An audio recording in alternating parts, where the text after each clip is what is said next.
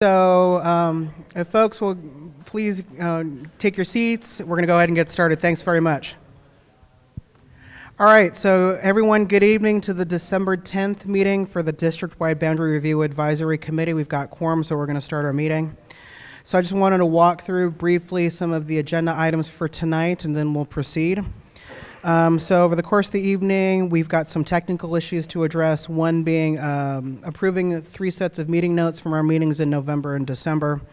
And then after that, for about 30 minutes, one of the things that came out of the D-BRAC work session on Saturday is that we had made a request of staff to generate a preliminary model in terms of what would it mean in terms of configuring more K-8s to elementary and middle schools, and to evaluate the feasibility of that request. So staff are going to walk us through what they have managed to generate and kind of what the impacts of that are. After reviewing that model, we're going to move ahead. We're going to move ahead and have some discussion in terms of where do we move forward on the issue of grade configuration as a part of our enrollment balancing work. How does this model align with the values framework that we have put forth and the board has adopted? Any additional changes or proposed amendments to that we'll entertain tonight to see where we are, and that'll be the bulk of the discussion for this evening. So with that, I'm going to go ahead and turn it over to our facilitator, Jim Jacks, who's going to facilitate public comment. Jim. Thank you, Chairman Trombley. So we're going to do some public comment. I recognize a lot of faces, but there are some new ones. So what I'll do is I'll call your name, come up, say your name and your school, and then you'll have 2 minutes.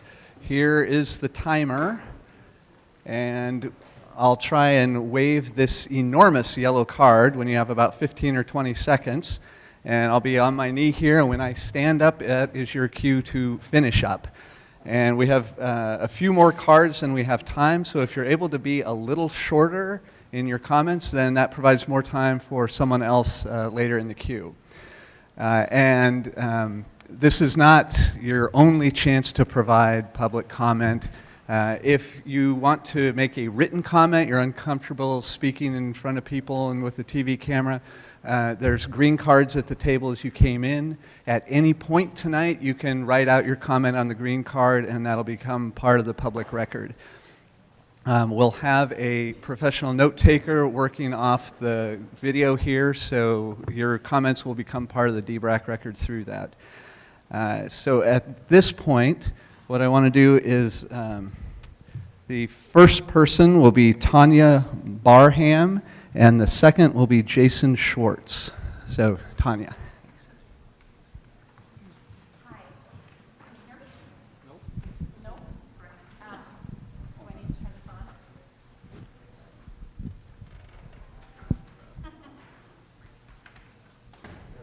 Okay, thank you. My name is Tanya Barham. I'm a parent at King Elementary School. We recently transferred, my daughter transferred into the Mandarin Immersion program as a first grader. We came from a private school, Child Peace Montessori school in Northwest. I unfortunately won't be able to stay all of tonight, and I wasn't able to make the last meeting, but I've been watching the videos on YouTube. I was encouraged to hear a very brief discussion about turning the boundary delineations from north-south orientation to east-west, accomplishing essentially more socioeconomic diversity in whatever our feeder schools are.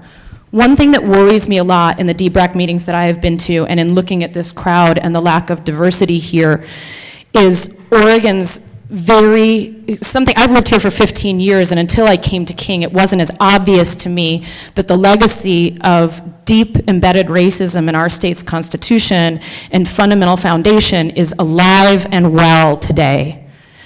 I'm going to quote from an article in Gizmodo that's an excellent recount of racial dynamics and the foundation of the state of Oregon and its constitution.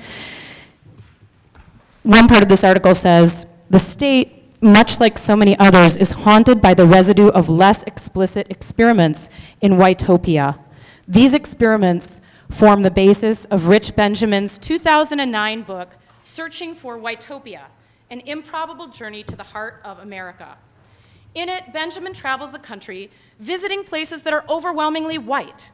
He meets fascinating characters along the way and helps to explain places like Oregon and how the actions of the 19th and 20th century bleed into the 21st. From searching for Whitopia, through most of the 20th century, racial discrimination was deliberate and intentional. Today, racial segregation and division often result from habits, policies, and institutions that are not explicitly designed to discriminate. Contrary to popular belief, discrimination or segregation do not require animus. They thrive even in the absence of prejudice or ill will. It's common to have racism without racists. The state of Oregon, when founded in 1859, was one of the only states admitted into the Union that prohibited explicitly black people and people of mixed race from living here.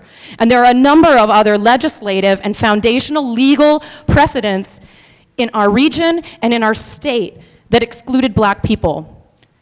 There's an excellent, PBS has done an excellent work in the front line in a series called Does Integration Still Matter in Public Schools? They have 8 graphs that talk about at least 3 things that I'd like to talk about tonight. The first is that segregation tends to rise without any oversight. If we do not explicitly plan for integration, segregation naturally occurs. We are at levels approaching beyond what they were in the 1960s when Brown versus Board of Education was passed. The other is that whites have less exposure to people of color. Nationwide, a white child is less likely to be in class with children of color. Typically, the makeup is 75% white to 25% people of other races. In Portland, at Beverly Cleary, 81% white, 3% black. At Alameda, 84% white, 26% black. At King, 10% white, 56% black, and 30% Latino.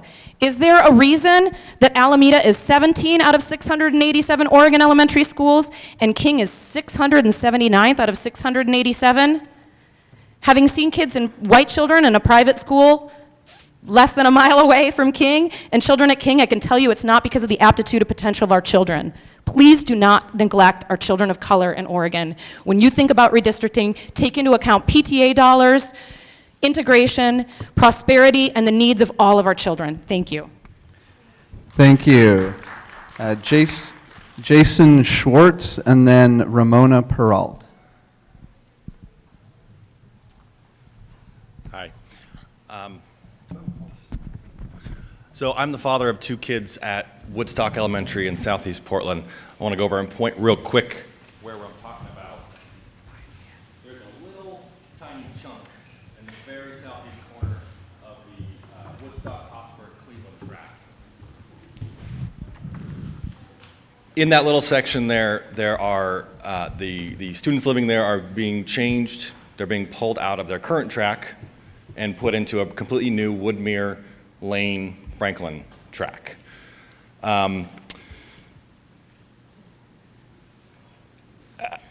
Woodstock Elementary is at 75% utilization rate right now. That's the second lowest in Southeast, behind only Whitman.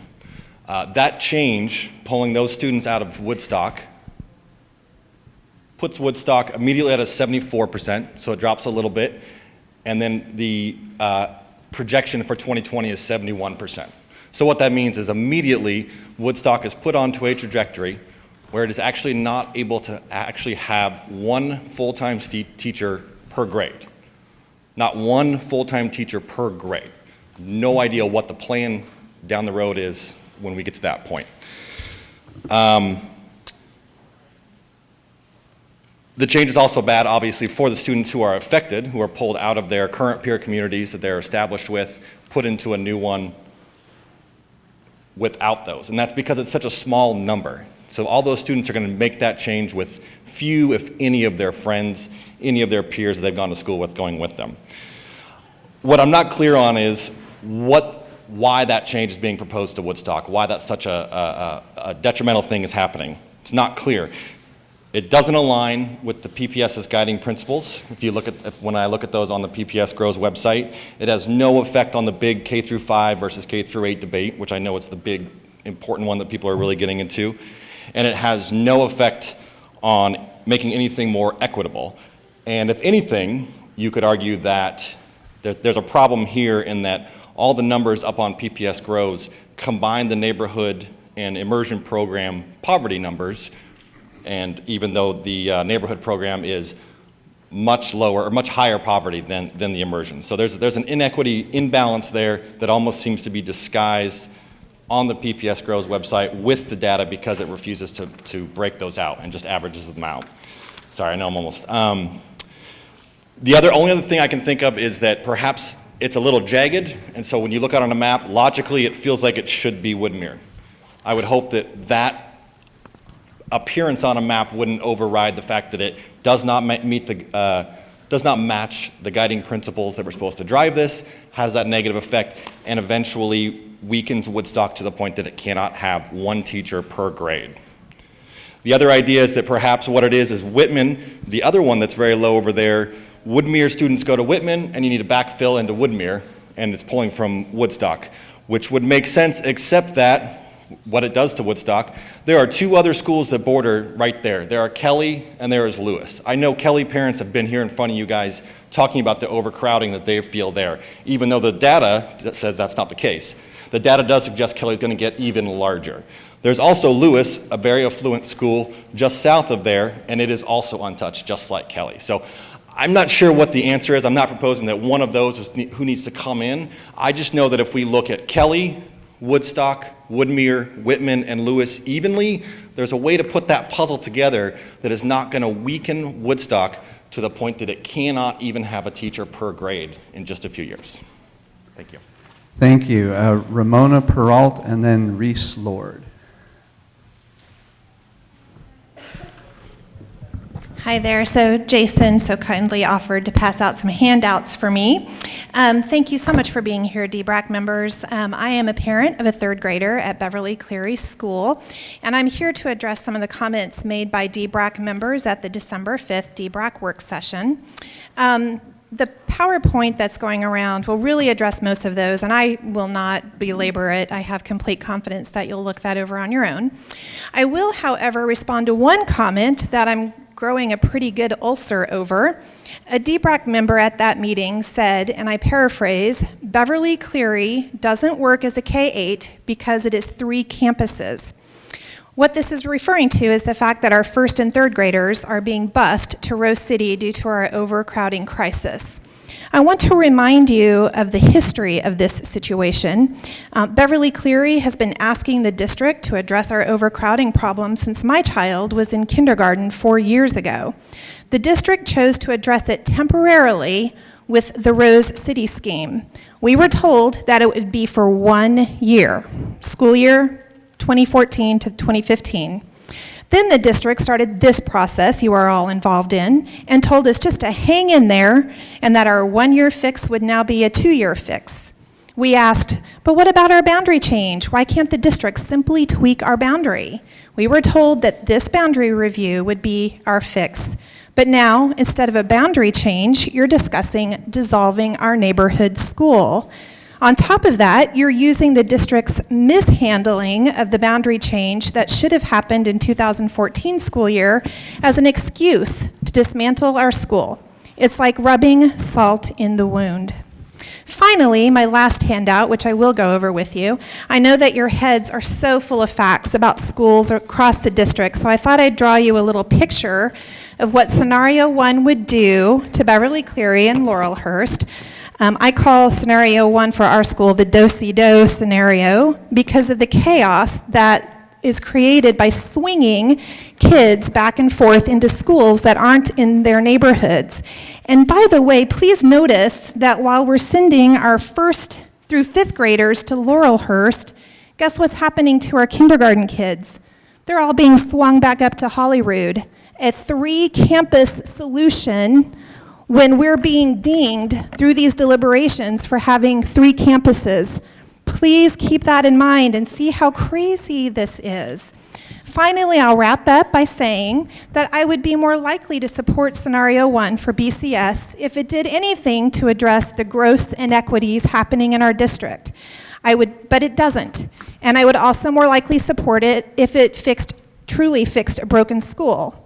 But BCS isn't broken. It just needs a boundary change. And I'm asking you to choose this straightforward solution and move on to the heavy lifting other schools need and deserve.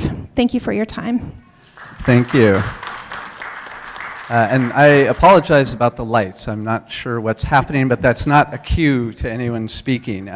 Reese Lord, and then after that, we have 3 people all from Irvington, and I'm not sure if the 3 of you can put your heads together and pick one of you to speak. It's Mary Bird, Jen Mass, and Jason Blumklotz. So, Reese Lord.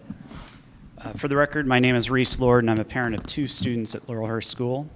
I'd like to start my remarks with a few general recommendations and then focus on some specific feedback regarding Laurelhurst. We urge the committee to consider a flexible approach and prioritize the most pressing issues and clusters first, which will allow you to use a variety of levers: grade configuration, building capacity changes, boundary changes, to right-size schools within the local context. A one-size-fits-all solution ignores the intricacies within each cluster.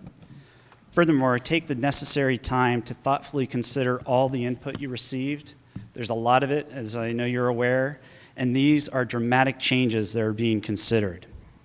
Third, consider the costs, both monetary and time and energy, associated with the scale of the changes under consideration. Doing a wholesale change will impact the district's ability to get it right. For example, the amount of staff bumping alone that will occur in a wholesale change to K-8 will take months to sort out and would leave the district scrambling to hire teachers at the end of August. Lastly, we agree with D-BRAC's conclusion that you cannot address the overcrowding at Beverly Cleary and Roseway Heights K-8 without opening Rose City Park. Now on to Laurelhurst. Let me start by saying the current scenario 1 is a non-starter. It creates a 960-student elementary school split among 2 campuses a mile and a half apart. The logistical challenges and costs, busing, extra admin, etc., are such that it simply doesn't make sense. Based on testimony at Saturday's meeting, we believe the D-BRAC has wrongly concluded the K-8 model will not work in the Grant cluster. In fact, it is working at Laurelhurst with an enrollment of 670 to 700 students. There is a clear desire to remain a K-8, which is a testament to the time, energy, and resources put into making the model work. The committee seems to be relying on 2 factors to conclude a K-8 won't work: optimal building size and extra funding. The optimal building size analysis ignores creative solutions like blended classrooms at the middle school years that allow Laurelhurst to consistently support a 3-section K-5 program and dedicate 5 classrooms to the middle school program. It's also curious that the committee ignores the same optimal size data when it comes to middle school, as it does not support making Beverly Cleary a middle school because it lacks sufficient classrooms. Secondly, there's an assumption that we rely on foundation dollars to make it work. Let's face it, as a state, we don't invest enough in education. Our fundraising, though, supports educational assistance at the K-1 classrooms, library PE and art class every week, and only a small portion is spent on core middle school program, which is dwarfed by the $400,000 in busing costs necessitated by this change. We strongly urge the committee to reconsider leaving Laurelhurst, Irvington, and Beverly Cleary as K-8, and enrollment boundaries could be tweaked to support a sustainable 650 to 700 student K-8 at each school, while supporting enrollment for a new Rose City Park K-5. Thank you. Thank you. So Jen Mass, and then Mary Bird. Hi, I'm Jen Moss from Irvington. While we appreciate that you're working on complex issues on a tight timeline, we have some serious concerns about the way in which isolated and decontextualized data points seem to be driving your decisions and have enormous system-wide and budgetary implications. One of these points is non-formula FTE. According to the 2015 adopted budget, every middle school and every K-5 get non-formula FTE. The handout that PPS provided to D-BRAC last Saturday indicates that only 20 schools receive non-formula support. Which of these is correct? I don't know. The 20 schools on the PPS handout total a little under 6.4 FTE. And are we really ready to make a decision about a system-wide grade configuration change based on 6 FTE? Specifically, you called out Irvington as an example of a school that receives a non-formula subsidy to meet core program. Based on the PPS's posted data, in 2014, our non-formula was largely spent to support SWIFT, a U.S. Department of Education grant for which PPS assigned Irvington as a knowledge development site. So SWIFT, which is a progressive program designed to mainstream and improve special education across the country and in our school, is being used to suggest that Irvington can't meet core program. It seems clear that non-formula FTE is an appropriate and necessary slush fund to address variances within a very wide and diverse set of schools in Portland. But using the word subsidy is confusing and denies responsibility to PPS to fund its schools. It implies failure where the opposite is true. If D-BRAC truly wants to understand and analyze school funding, look at all of the variety of staffing components to meet schools' needs. Non-formula FTE totaled just 31.21 in system-wide in 2014. When you see that the middle schools draw less non-formula support, you also have to consider the other factors driving need in these schools. For example, when you look at the percentages of direct certified free and reduced lunch, middle schools have 22%, K-8s have 36%. You can see that there's greater need in the K-8 configured schools. That need will not change when you move kids from K-8s to middle schools. Are you making clear and accurate distinctions between these two models? These are only a few examples of the complexity of funding PPS. As you proceed to decide on major changes to our schools, we expect your vigilance in understanding this data and the implications. Thank you. Thank you. And Mary Bird. Hi, my name is Mary Bird, and I'm an Irvington parent of a second and third grader. Today, I'm here to demand that you see things from my and many others' perspectives. I want you to understand that Irvington is a great school. For years, parents, teachers, and the administrative staff has worked hard to develop a well-rounded environment for our children.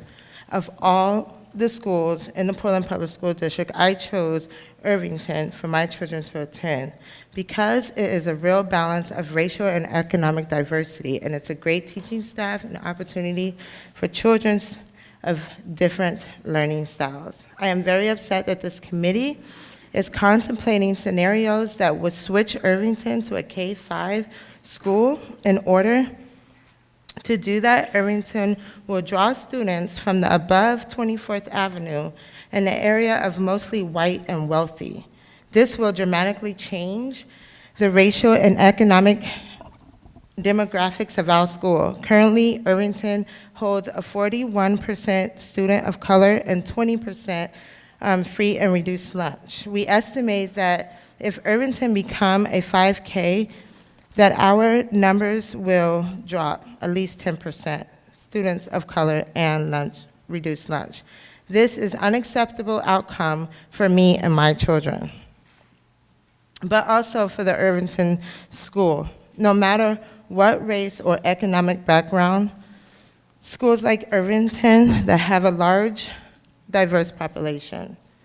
It breaks my heart as a mother and also as an educator who has advocated for children in this community for over the past 15 years to see things change again while things are now just working for this school, Irving in particular. I believe that it's imperative that our children are in a learning environment that fosters growth and prepares them for the changes in our evolving community. With the economic shift happening in this community, it's important that we keep a consistent, or that we stay consistent in their lives, especially as it relates to their education. As a mother and as an educator, I see how beneficial Irvington is to our community, and it would be a disservice to change the grade configurations and the dynamics of our school. I hope you take that in consideration. Thank you. Brian Hoop. And for those of you that spoke, if you felt like you didn't get to say everything that you had written down, you can send the committee in an email your comments. So, Brian Hoop.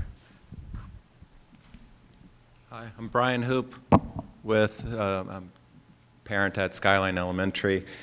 I just wanted to respond or give feedback on the PTA had a recent meeting and finally took a formal vote on this issue. Our PTA president will be sending a letter in, but the group was unanimous for Skyline with about 20 parents present that they supported scenario 2, which was effectively no change at this time. And we also started an online survey to get feedback from those who couldn't participate in the meeting. In just several days, have gotten 30 responses, 29 of which were in support of scenario 2, keep with no change, and 1 response saying they supported shifting to the West Sylvan Middle School model, K-5 model. The PTA president wanted me to ask a clarifying question. Supposedly there was an Oregonian article. The committee asked for a 3rd model, maybe that's what you're talking about today, that talked about, they heard that Skyline, Fabian, and Sunnyside would stay K-8, so they wanted clarification if that was in that 3rd model or not, or maybe it was just Fabian, so I wasn't sure. So a few key points. What's really important to Skyline, some of the criteria we understand that you've been evaluating this about, a third in the scenario 1 model becoming a K-5 school, that would impact roughly a third of the students. So that would be essentially moving a third of the students to a new school that the PTA feels would, have a huge impact on the sense of community, the ability of the PTA, the families to successfully rally around to, maintain a strong family support program and help fill the gaps funding-wise with the K-5 model. And a lot of the feedback has also been concern about maintaining Skyline's unique IB program because it's a lot of the parents there have been, while it's maybe not officially part of PPS curriculum model, a lot of the parents have found it to be really beneficial that the students would be able to continue on to the Lincoln IB program, and in the scenario 1, essentially, that would mean there'd be a gap during the middle years because West Sylvan doesn't have an IB program. So those are some key points. Thank you. That concludes our public comment time for tonight. And I think our next agenda item, I turn it over to Sarah. Or Jason, do you? Yeah, it's actually me first. Oh, sorry. So we have one process item to take care of before we move into the substantive items. Members, in your yellow packets, you'll have meeting notes from the meetings on November 19th and December 3rd. You've also got a copy of the approved minutes from November 5th. So folks could take a few minutes to look over the 2 unadopted notes, and then once you've completed looking at those, put your name card up vertically so I know who still needs time to read, and we'll hopefully get those adopted tonight. Thanks.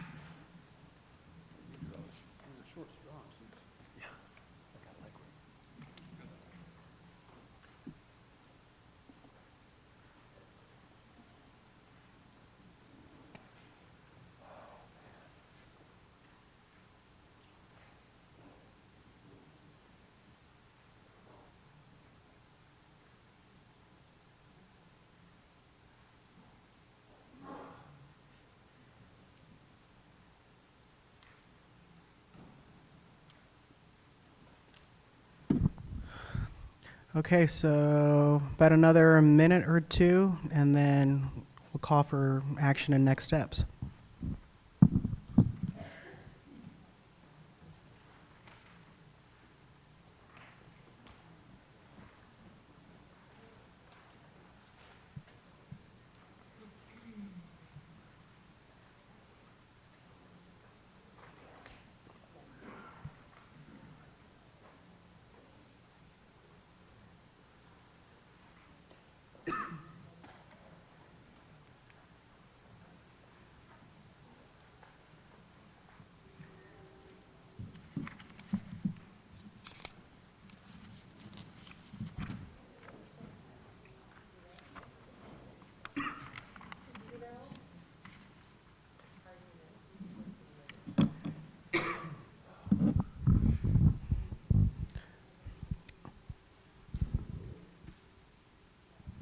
Okay, so seeing all cards are up, we're going to hopefully go ahead and take some action. So first up, for the minutes on November 19th, are there any amendments to these notes?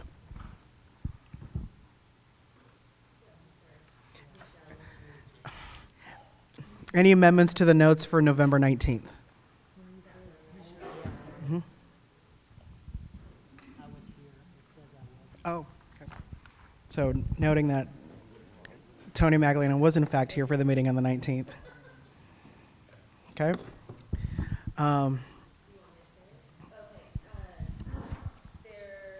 on the 19th,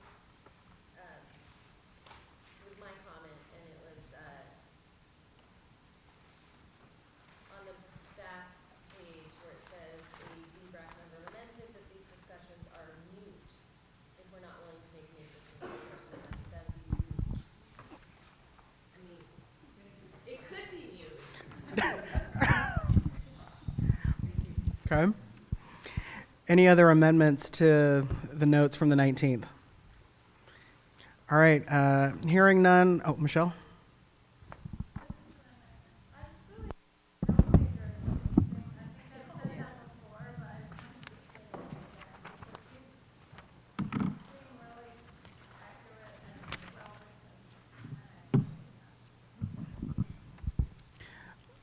I agree with you.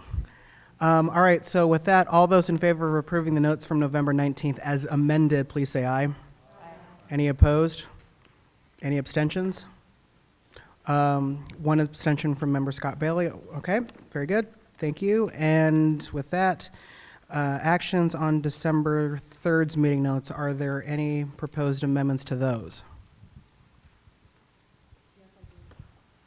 Yes, Jane.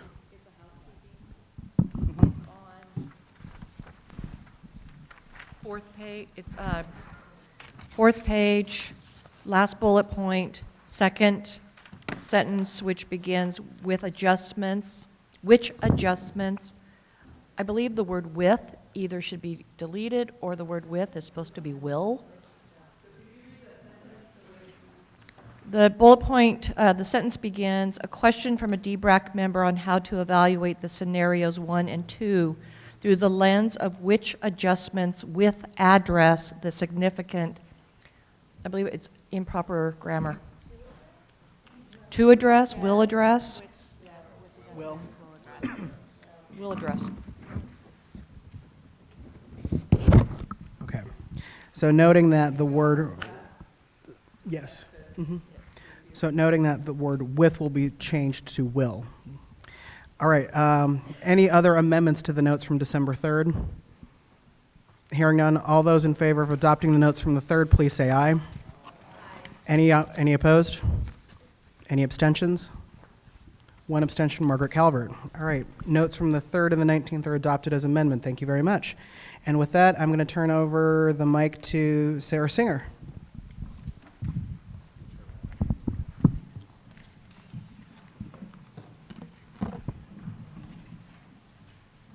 Good evening.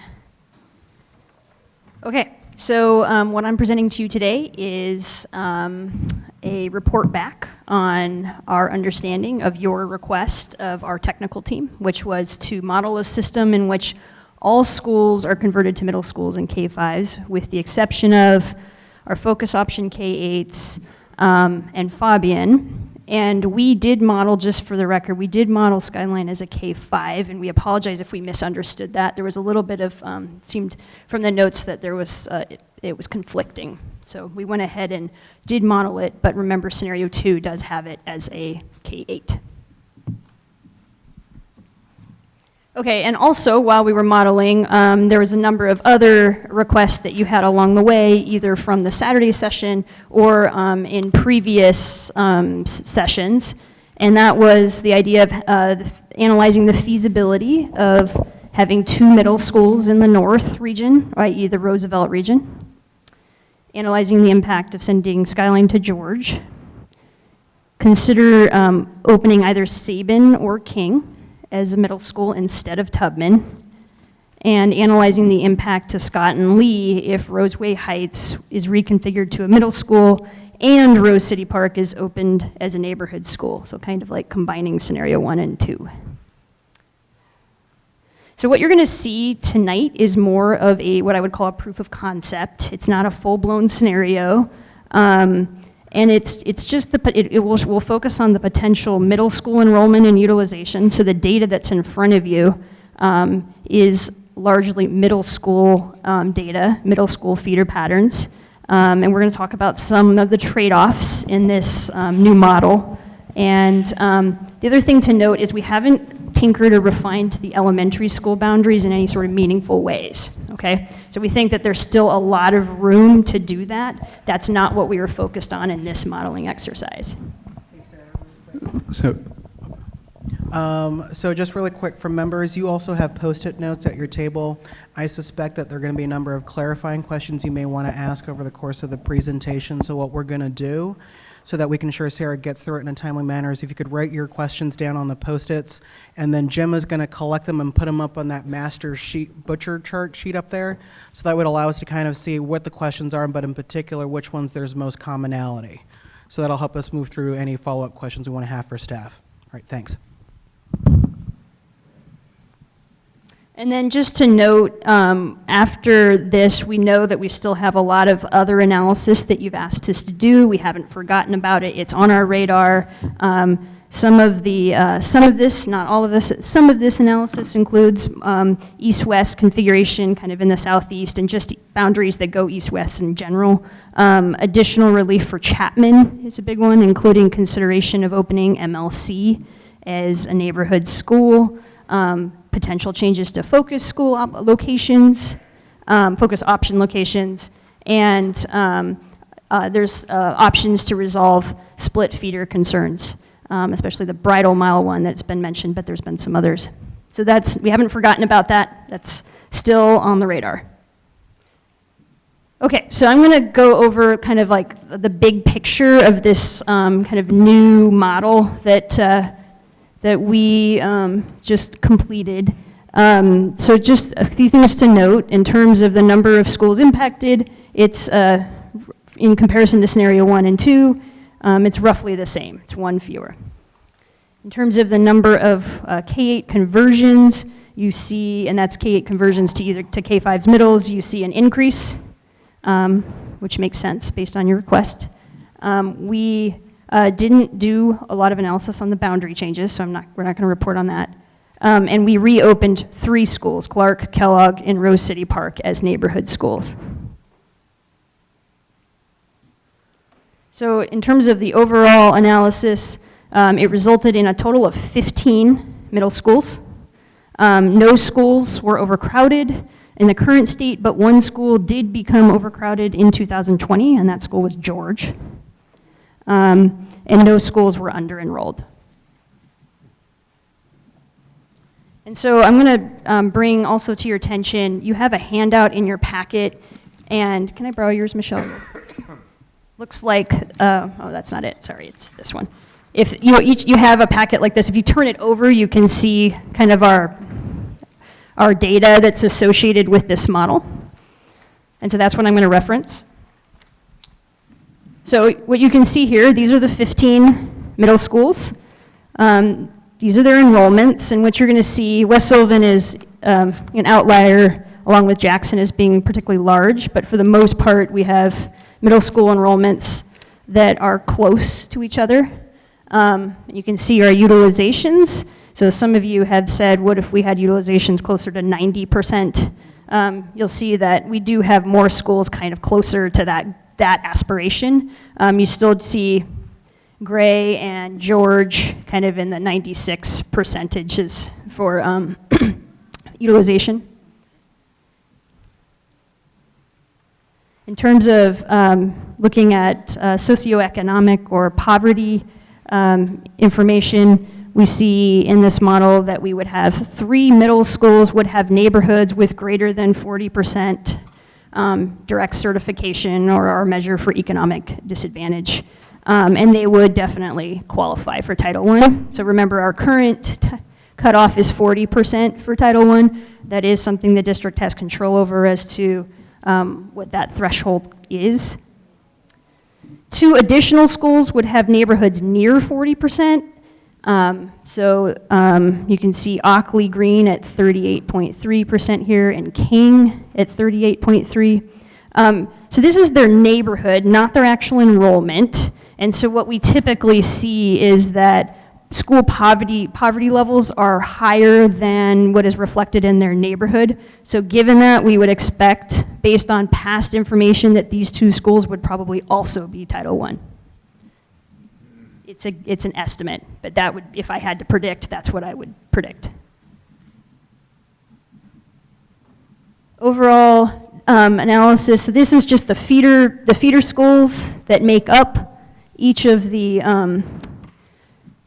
feeder schools to the middle schools. If you, on your sheet, if you see something that's the letters that are italicized, that means that these are feeder schools that are changed from the current assignment or the current state. And I'm not going to read all of these, but it's in your packet.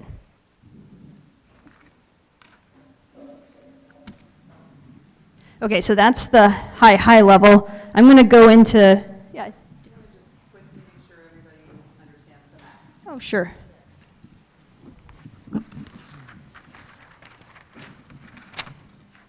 Okay, so the map, so again, if you open this up, you can open it up like this, you'll see a map, and what we were trying to highlight is the feeder patterns in the map. So what you'll see is there are elementary schools, so let's take the north part of the map and George. So the middle schools have the yellow flags, and there are, the feeder middle schools have arrows pointing towards, the feeder elementary schools have arrows pointing towards the middle school. The yellow boundary lines are the middle school boundary lines. We did not put on the elementary school boundaries in this particular map because remember, those can and will be refined. But they're on the big map behind you if you want to reference them. And they are on the big maps behind you if you would like to reference them. Make sure people can hear. Yes.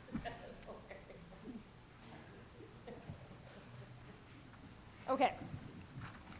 So one of the questions you have asked us is, what's the feasibility of having 2 middle schools in the north cluster or the north region of the city? So when we say north, just to be clear that we're talking about the same schools, we assumed that the north schools were James John, Sitton, George, Rosa Parks, Cesar Chavez, Astor Peninsula, and all these schools feed to Roosevelt. And we also assumed that middle school enrollment should be at least 450 students. And just for a 450 student school, you would need 23 classrooms if you weren't higher poverty, but if you were higher poverty, you would need at least 28 classrooms. And when we're talking about the north region, we're predominantly talking about higher poverty schools. So you're really looking at needing at least 28 classrooms. And so just some of the challenges that we came across when we modeled this is that there are some facility challenges in the north. And one of those is that we have a set of buildings that don't have a lot of classrooms in them. So George has more classrooms than any other building in the north cluster at 30. But just keep in mind that George's building is it is pretty small. There's a large number of sort of set-aside classrooms that are needed. They have 3 set-aside classrooms needed for to serve their special education students.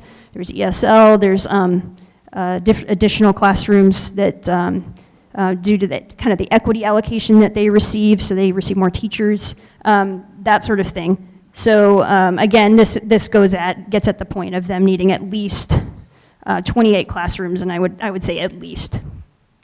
And so as you can see, there's not very many schools that are really large enough in the north to be middle schools.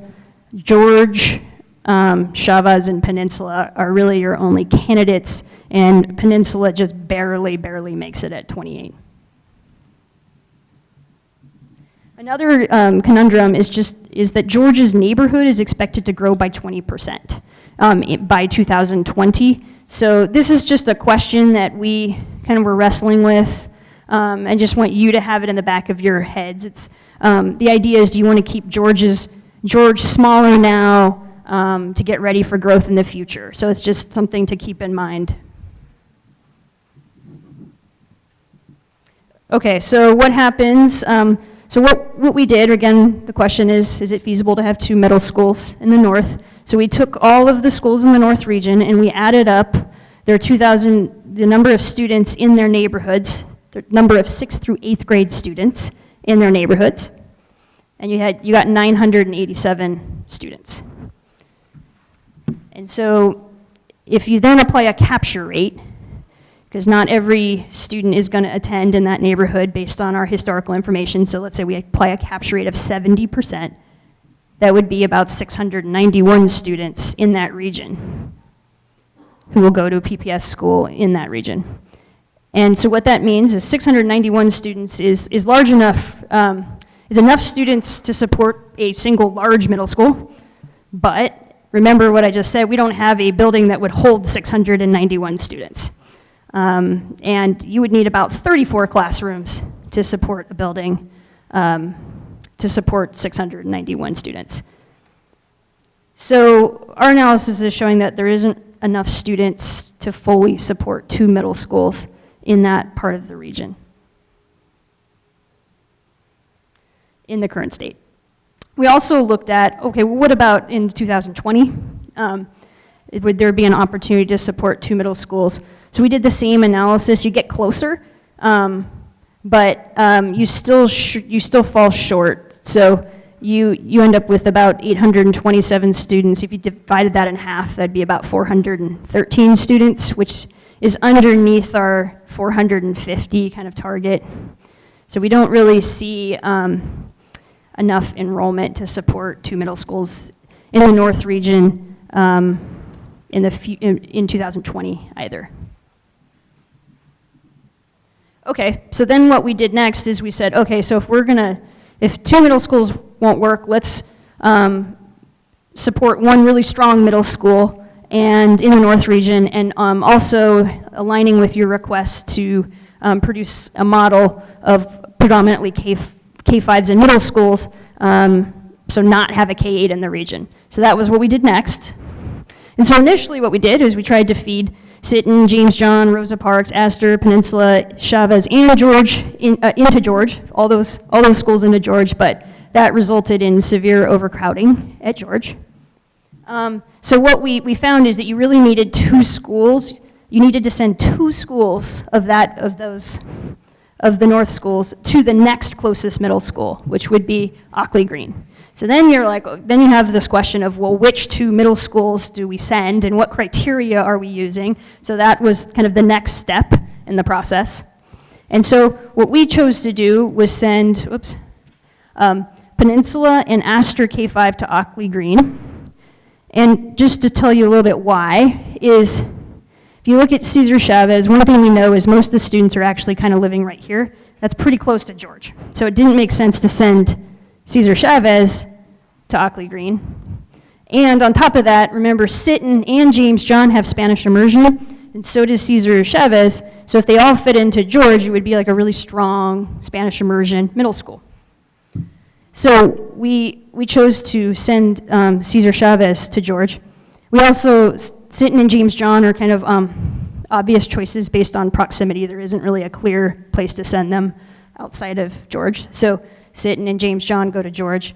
And so then it became between, and the Peninsula is actually the closest to Ockley Green of the crew. So Peninsula goes to Ockley Green. So then it became between Rosa Parks and Astor. Rosa Parks is closer to George, and sending Rosa Parks, which is actually the district's highest poverty school, twice as far as they're currently going, we didn't think made a lot of sense. So this is how we landed on the feeder pattern that we did. And just to reiterate that, Rosa Parks to George is 1.6 miles, Rosa Parks to Ockley Green is 2.8 miles. So that's how we landed on that feeder pattern. So other options, though, was you could incorporate a K-8 or other configuration into the North region. You keep Cesar Chavez or Astor as a K-8, which is not what you asked us to do, so we didn't model it, but know that if you did that, you would probably need a boundary change for both Astor and Cesar Chavez because they would both be overutilized.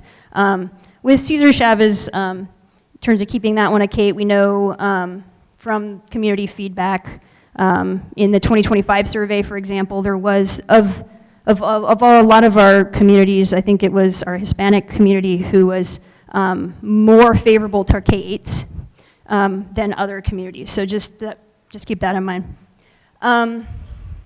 Possible option, another one is just playing around with the boundaries more, but keep in mind, we believe that no matter how much you play around with the boundaries, you're not going to be able to get 2 middle schools out of this equation. Okay. That means Ockley is not in North Portland. Correct. Not in this. Yeah. So when I talk about North Portland, I'm just talking about these guys right here. Yep. Good question.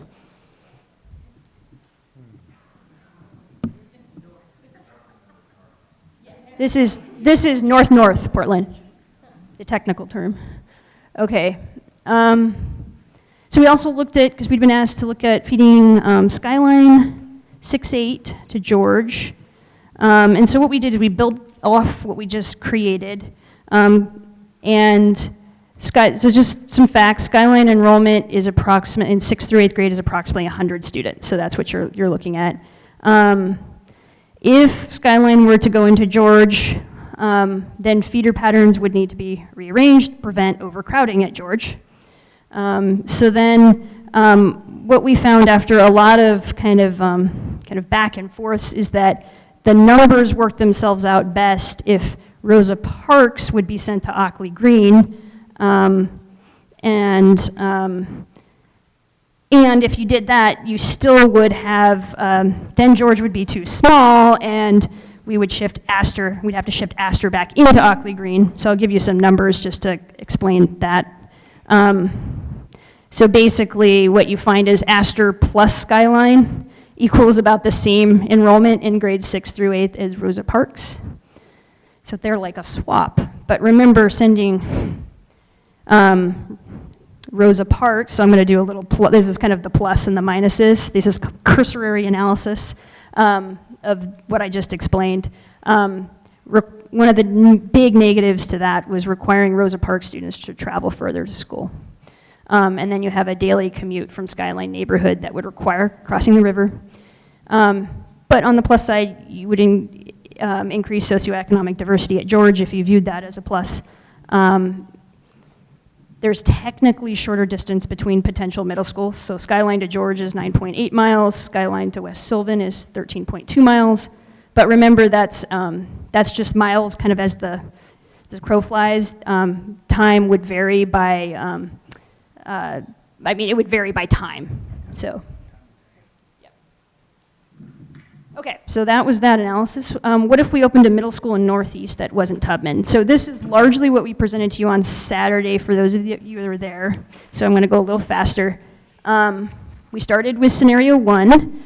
Tubman was no longer the middle school, and then we looked at which buildings to make a middle school. We selected King because it was 38 classrooms, and so it's the largest, could hold the most number of students. It's also geographically more proximal than some of the other options. So Vernon's all the way up here, Boise Elliott's down here, so. But Sabin could still be a good option, and we did not model Sabin, but we certainly could.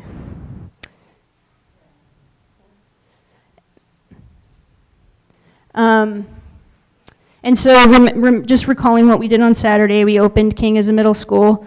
Remember, there's that would be feeding to both Jefferson and Grant and Jefferson and Madison.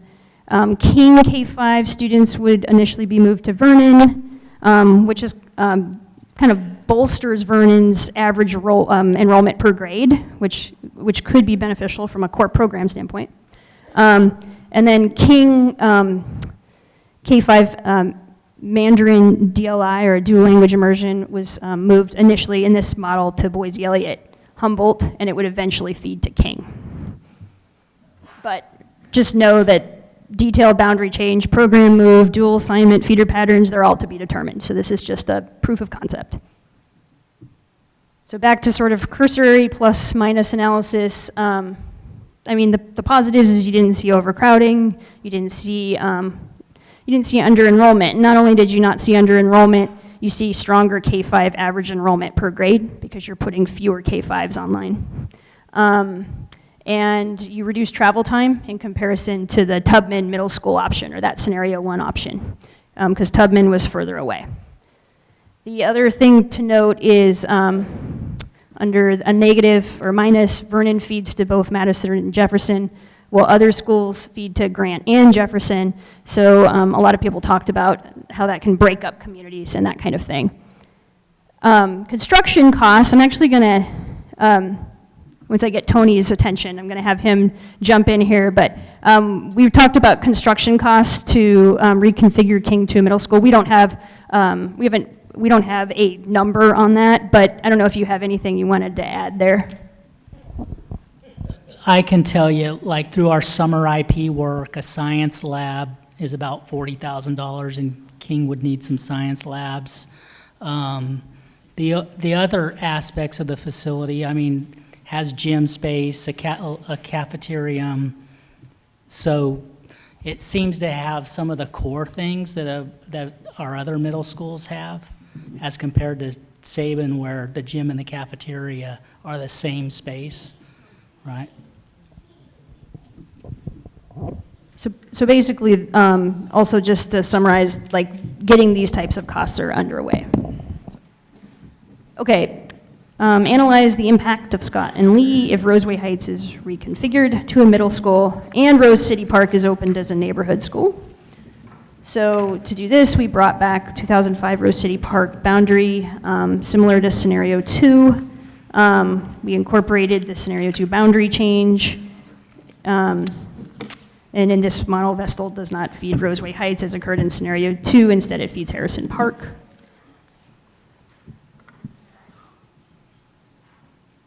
And so just some cursory analysis, you see fairly healthy enrollments. You don't see, so everything is above 50 per grade.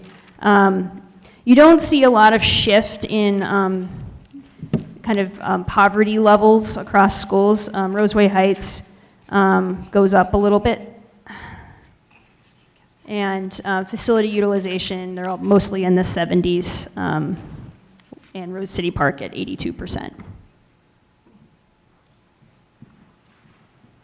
So in terms of kind of cursory plus minuses, again, there's no overcrowding or under-enrollment.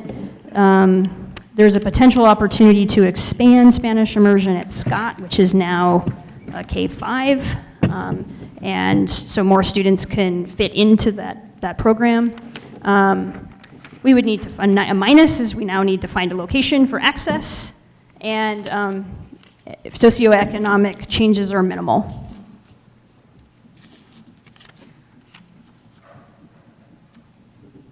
Okay, and then this is just an overview of the Southeast middle schools.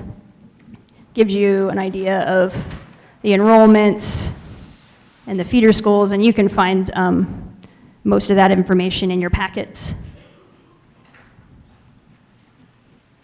A new site is needed for Creative Science School. That's an important point.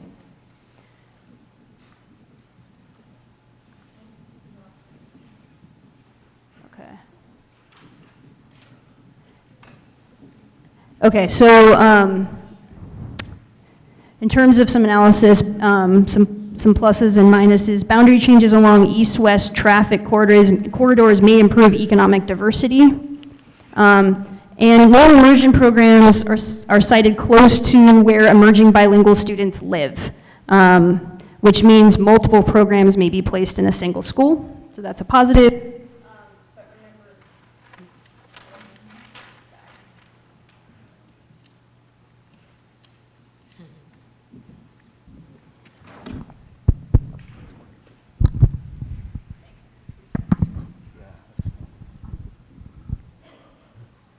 So moving boundaries east-west along east-west traffic corridors may result in less compact boundaries, and immersion consolidation may conflict with the goal of compact boundaries and optimal utilization. So there's some trade-offs there. Okay. So with that, we're going to open it up.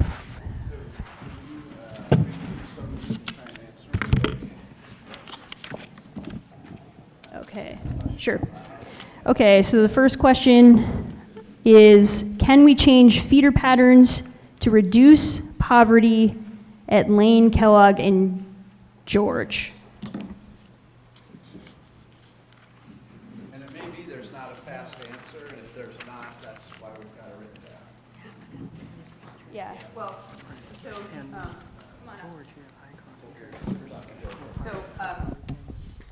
so not going into details, but you saw our thinking behind trying to do that in the north area, so you can see the complexity behind it. You see what it would take to do it, what the trade-offs are.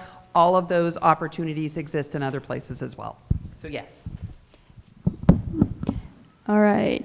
Utilization in model over what years? So that was this column.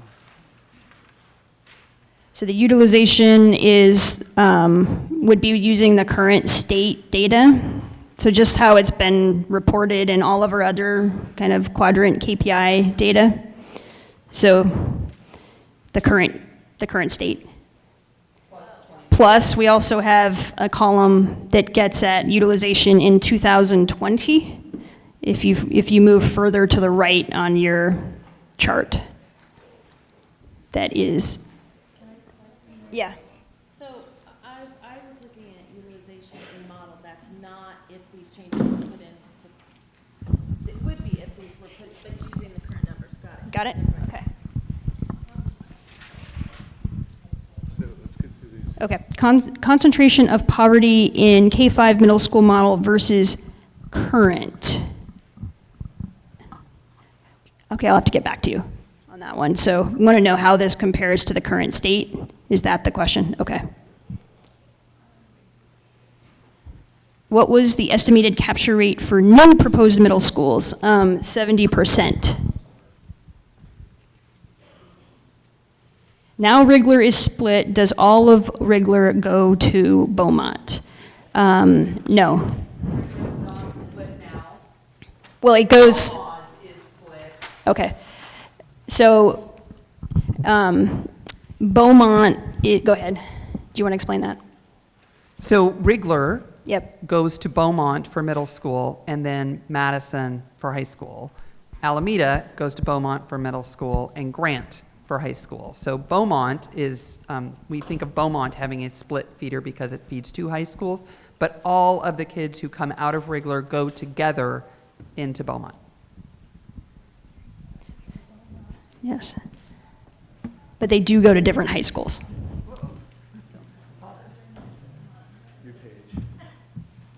Where does access end up if Kellogg is brought on as a middle school? It's an outstanding question. This is a trade-off.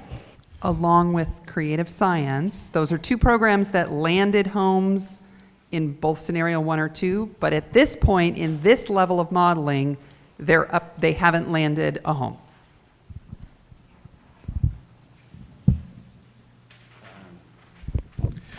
Should we consider this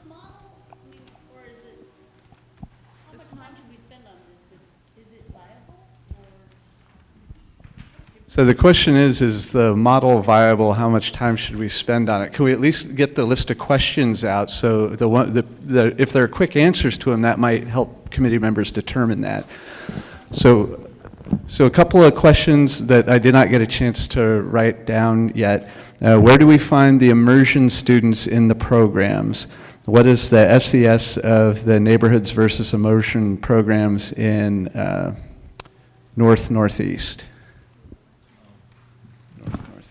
So the second question first, if you want to know what the current state is, there's a report that Data Policy Analysis produces. It's in the profiles book. The latest version for 2015 is online. No. Yes, that uses 14-15 poverty data and 15-16 race data to show the difference between neighborhood and school population. So you can find that data in there. So that's where you would find the difference between immersion and neighborhood. The charts that we produced today did not pull out the immersion versus neighborhood students in the population. It's not that they're not counting. It was just to turn this around in roughly 3 working days didn't allow for that level of report to get presented tonight.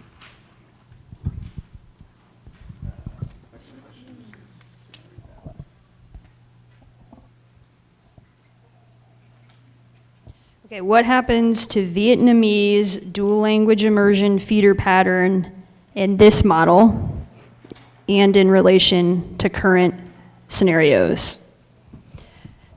Yeah, so if you look at the back, you can find the line for Harrison Park. One of the suggestions that came up Saturday was having Vestal feed to Harrison Park, and that's what's in this model. So if you go from the left, the name Harrison Park, and you see Vestal as one of the feeder schools, and you go all the way to the right, you see that there are 2 dual language immersion programs that would be at Harrison Park, Spanish and Vietnamese. So that means that the pattern for Vestal, for Vietnamese immersion, if this model moved forward and became a real scenario, would be Vestal, Harrison Park, and Madison. What was proposed in scenarios 1 or 2 is Vestal, Roseway Heights, and Madison. Clarification of Vestal feeder pattern. Yeah, I don't, a lot happened Saturday, but I don't remember that suggestion being made. Okay. Am I, We didn't, I mean, yeah. Nisha told me, I don't know. Yeah, it was me. It was me. Yeah. oh, we looked at it in the Southeast group. Oh. And then we were trying to, yeah, it was part of the. But what about, So we were, but Vestal wasn't fitting into Roseway Heights and was kind of. Oh, we didn't assign Vestal to any specific. We didn't assign feeder patterns at all. We just said, can you mix it up? Oh, okay, so you guys took what they said and chose Harrison Park for Vestal. because we thought we heard that that was an idea people wanted to see explored. And it's okay if we misheard, because this isn't written in stone. Yeah, I'm just clarifying where the information. Yeah. Yeah.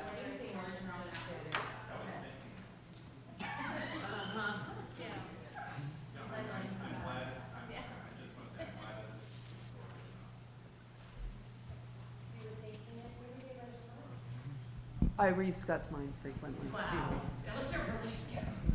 Sarah, next couple of questions. What are options for Sunnyside? And then in parentheses, focus option only. So that, yes, that's an option. Leave it as a neighborhood school, in end of parentheses. And then it says, could that, I think it says ease Kellogg. It might say lose Kellogg. I think it's ease. I guess ease. Could that ease Kellogg? I So would like there- a clarification to that question. So there are actually. numerous options for Sunnyside. However, none of them were modeled in this, because one of our clarifying questions back to you on Saturday was, how do you want us to treat Sunnyside? And you said at this time, not forever, but at this time, leave it as is. And so we did. But that doesn't mean there aren't lots of options for Sunnyside that could be considered going forward. Okay, would Woodlawn moving to King work? Would it ease Ockley Green crowding? And what about Vestal going to Tabor? Those are definitely possibilities. Those are possibilities. Another question, is Jefferson dual assignment on the table? For aligning high school feeder patterns?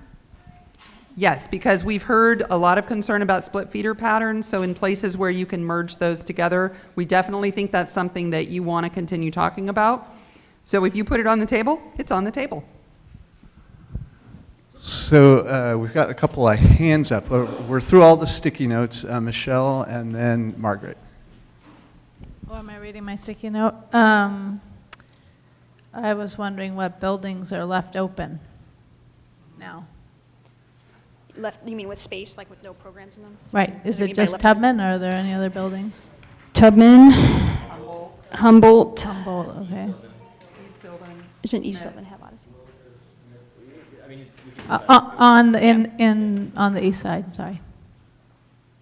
Well, Tubman is Just definitely Tubman. And is that the only one? And Humboldt. Humboldt. Humboldt. Yep. And then, so it would be useful to have some of that. You didn't talk about anything on the east side, did you? No. I mean, they're already all K-5s, I realize that. So this whole, I mean on the west side, sorry. So the whole bridal mile thing, is that something we'll just deal with later? The split feeders? So our primary objective on a 3-day turnaround was to give you information so that you could clarify, verify, make some statement back about the degree of reconfiguration that you verbally landed on or asked questions about on Saturday. So Okay, I wasn't other there. things like boundary changes, split feeder patterns stuff are up there. not, And yeah. so that was the, feedback. Michelle, all that stuff up there is is what we'll get to, left. but is not. So that would include sort of looking at this from a high school level perspective as well? Or does this not really change much at the moment for the high It schools? might not, but if you go to more east-west boundaries, then Right. you're going to see high school boundaries. pretty But different. this particular thing doesn't.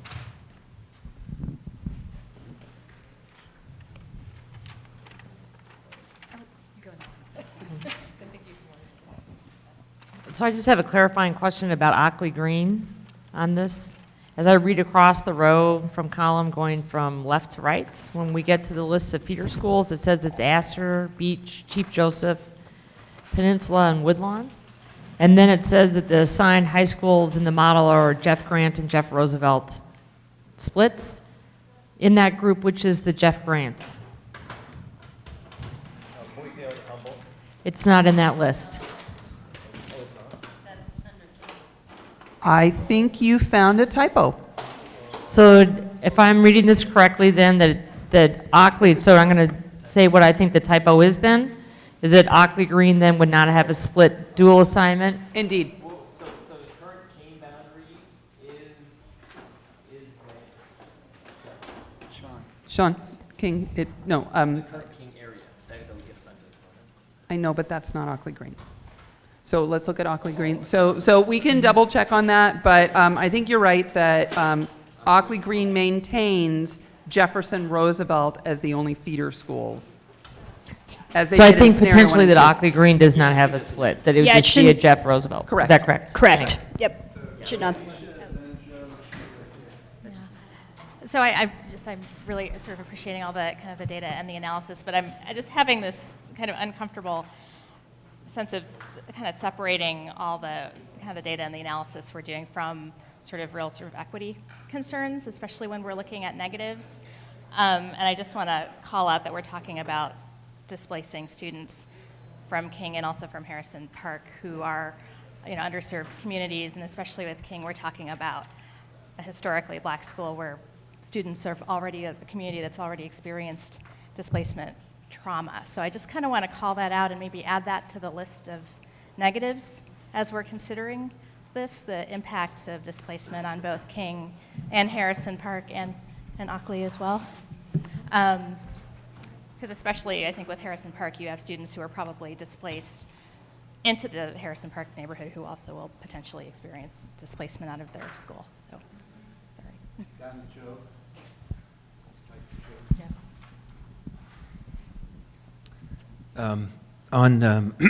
I was looking at the schools that are near capacity now and are pushed over the top by 2020, and just trying to do a little contingency thinking.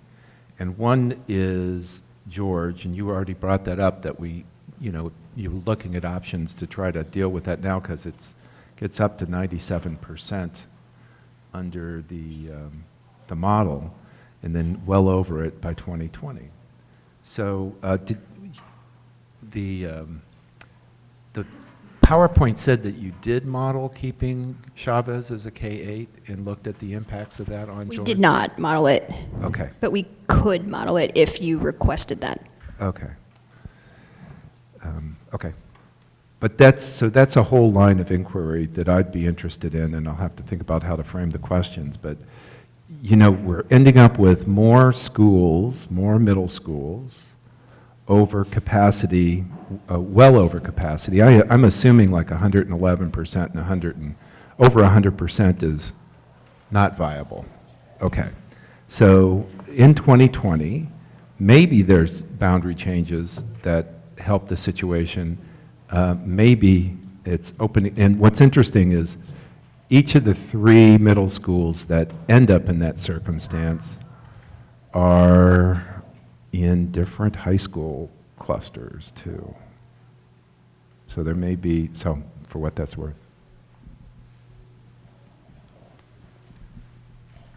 Sheila, Kim, okay, so Kim, Matthew, Sarah, Nisha. This question may be naive, but I'm just curious based on some feedback that teachers gave, that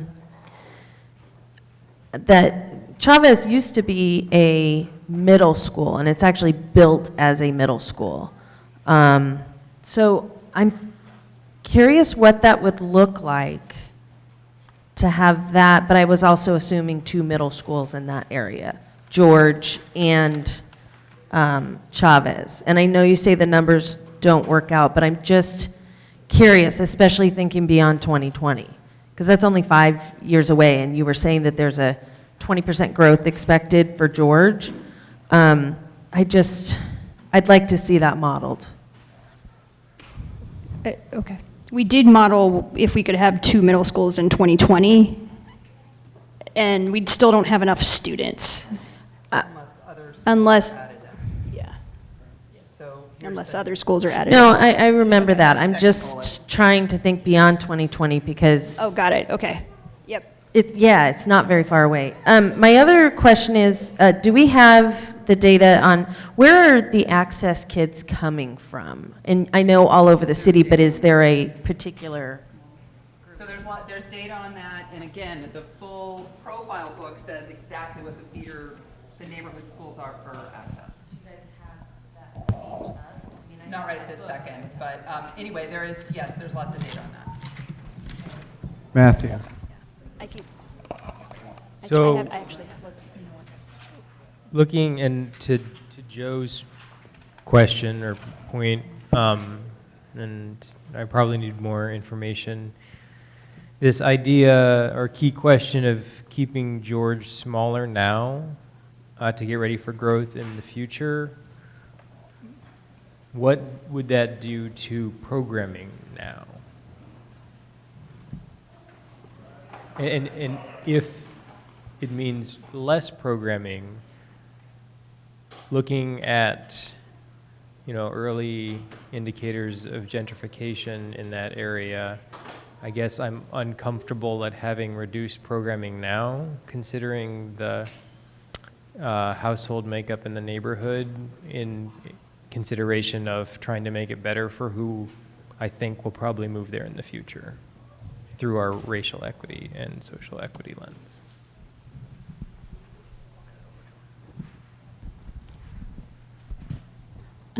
Two things. One, I've been kind of pondering Nisha, Margaret, the issue of how we handle historically underserved, especially communities that have been impacted heavily. Do we not do anything? I mean, what do we do? If King was going to go to a K-5, they were going to be impacted. So I guess I'm struggling with how do we fix that, right? It's maybe just a out there question. My other bigger concern is, and I'm kind of looking to staff with this,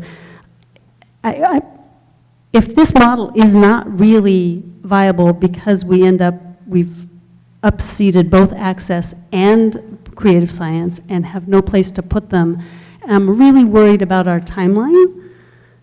I don't know do you want us to come to the realization that this doesn't work? Or have you looked at it and said it might work? Maybe. I guess, are we spending a lot of time on a model that isn't going to get us anywhere? That's my concern.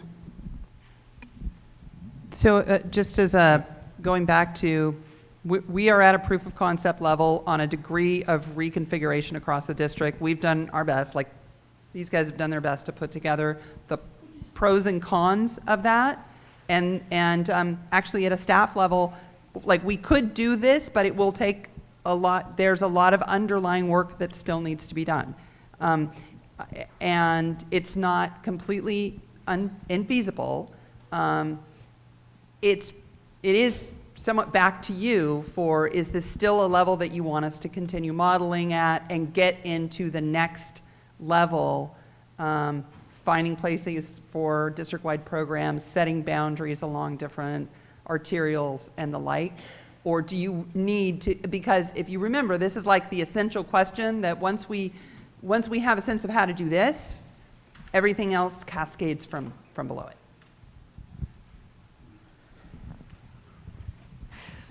I would also just separate, you asked actually maybe even two questions. You asked about, is this doable or is this even feasible? And then you asked about timeline. So if you separate those two, we can't know its feasibility, as she says, until we do that next layer of analysis.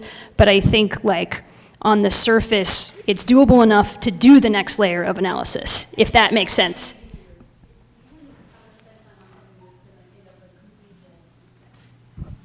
Right, and you wouldn't have us spend time modeling to the nth degree on something that fundamentally you now see is not the direction that you wanted us to go. So that's why we're checking in, right? Jason, Sasha, So kind of two clarification points and then actually my question.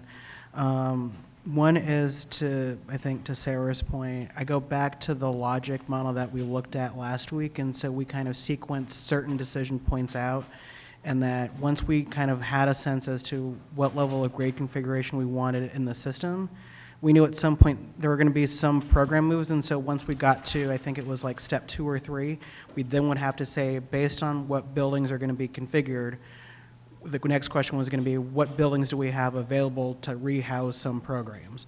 And we also have to factor in things like, that we have, a number of programs in Southeast that are clustered together. The question we want to ask ourselves is, if we move another program somewhere, we have to make sure that we're not causing the same impact again. So like if we're going to move, hypothetically access to a Humboldt or a Tubman, one of the things we want to think about too is, as we're locating district-wide programs, we also think about other programs that attract students outside of neighborhood schools like charters, so not creating new consequences that we didn't anticipate. To Matthew's question in terms of kind of planning for lower enrollment now, but also finding a way to balance or improve offerings in the interim before you actually have the full number of students there to generate the programs. The one thing I did want to go back to, and I just looked it up, which was page 9 of our original framework, and it says, and under number 9 it says, change requires proactive reassignment of resources. In other words, dollars should be allocated in advance of or simultaneous with student reassignment and should not lag behind by months or years, as has been the practice during instances of more limited change. And we also say, if a school's building size or enrollment will be insufficient to provide appropriate programming, then PPS must do one of the following: that more core funding to the school for equitable core programming enhancements and supports must be allocated, or additional ongoing or temporary funding to ensure that a school is prepared in advance of and throughout the enrollment balancing change. So what we're saying is, if you're going to consciously move, change boundaries in context with other program moves, and your enrollment won't be at the ideal threshold, that the district also has to find some way to build in the resourcing piece to get the programming in place short term before you have enrollment numbers come up in such a way where your enrollment is sustained, your programs are sustained solely through just the enrollment generated, not just additional resources. So that's in the framework that we generated and also adopted, as well as the board. So I just want to say that that language is there, and we put it there intentionally. Third thing, which is actually my particular question, and I was the one who raised the point on Vietnamese dual language immersion in the context of Vestal. I just wanted to get some clarity in that because the original path was at Roseway Heights, K-8, then Madison. Now in scenarios 1 and 2, it's Vestal to Roseway Heights, then to Madison. And now in this new model, potentially it goes Vestal, Harrison Park. Is it still Madison or is it Frank? It's Madison. So we're now offering additional change to particularly some historically unserved communities in addition to a newer program. So the one thing that I ask a question on is, have we factored in, especially for these newer programs, that if we continue to move these programs or cause disruption in the early years, that program will be viable because families will have just been burned out through so many moves that we've done to them early on? So remember, the Vietnamese immersion program is only in grade 1. Right. So I think like 20 steps. Okay. I was just going to say that as you look at this set, this model, there are pieces that are stronger and pieces that are weaker, just like the others. And I think that it would be a mistake to think that we have to take everything whole cloth. There are things that we're learning from this that we didn't know before. And I feel like that's going to help us make a better decision when we eventually get there. Michael, then Joe, then Nisha. Yeah, so to Nisha's point about, are you moving kids who've been moved not too long ago? We certainly looked at that when because I was in group number 2 that looked at the North, and the first thing is the K-8 changes were made 8 or 9 years ago, so none of those kids that got changed are in school today, so nobody would be moved twice. There were a couple other things that happened, but most of the K-8 changes happened then. The other one that we talked about, going back to the survey from the black community at least, they said, we don't really like the current situation, we would like a change. So even though they've been changed, they might very well see an additional change as a positive if they see they're getting to a better educational model for their kids. The second thing I wanted to get to is timing, because we've looked at what do things look like 5 years out and what do they look like right now. My guess is when you get right down to the implementation, it probably takes 2 or 3 years to roll it out, because you just can't do every school on day one next fall. And so I think that gives some time to kind of smooth out some of these wrinkles. And if you just see there's been a tremendous amount of change in the first year or two, you may make some slight course corrections before you actually change a particular area, depending on how we do the implementation. Kim's water bottle had disguised her card, so I skipped her inadvertently. He just saw red. This may be a rhetorical question, I'm just trying to wrestle with it in my head, is when you were talking about buildings, of what buildings are open, what programs need to be moved all around, I can't help but keep going back to the focus programs and potential changes that may open buildings. Like if there are focus, and I know I'm opening a can of worms, but if there are focus programs that are closed, that would open up buildings, especially in Southeast, and doesn't that potentially change or at least give more options in Southeast? I'm just trying, I know it's a circle, I'm just trying to figure out, and maybe that it's too early in the process to get there, but that's making my brain hurt a little bit right now. Oh, and Jane, didn't you say that area especially is primed for growth in Southeast, especially with mass transit plans? So anyway. Well, I have a couple of suggestions, and it's only based on the data we have today, because I'm assuming, because I'm with Matt and Nisha, wherever we go next, we're going to be able to tease out those other questions because it can't go forward without the application of those criteria, both the ability to program and the equity impacts. But when you look at the cluster, George, Ockley, King, and when you look at them now and in 2020, it seems like there needs to be, we need to look at the three of those as a way to optimize among the three for current level of utilization and eventually we'll know program and long-range level of utilization. Especially, you know, when you look at George, high poverty school, that would be one that we would want to not have to, you know, disrupt so much in the future. And it's, you know, it's high today and it's, you know, over-enrolled in 2020, and I am assuming that for a high-poverty school, more room, less, you know, within the successful level of utilization, but, you know, more breathing room is a good thing. I don't know. So we could address that issue that's posed at George, and Ockley is not far behind, if you look, and King is kind of got some room, and it may actually work for all of that sort of balancing, both SES and the like, to think of those three as a set and try to optimize among those three. Another one that's in that mind, the other one that pops out at me like that is Harrison Park and Kellogg. Once again, two high poverty schools, I think Harrison Park is, and both really close to the margin of crowded now and overcrowded in the future. So do we want to see, like, and they're serving roughly the same part of town. There may be a way to build in some contingency there. And then the last one is I'm interested in Woodstock. The impact, the balancing and avoiding future overcrowding if Woodstock was to go to Sellwood. Support the Sellwood program, it's kind of small, deal with potential issues in the future at Hosford, and this is just looking like, as I say, at the numbers we have today, I don't know what it does to the other criteria we have.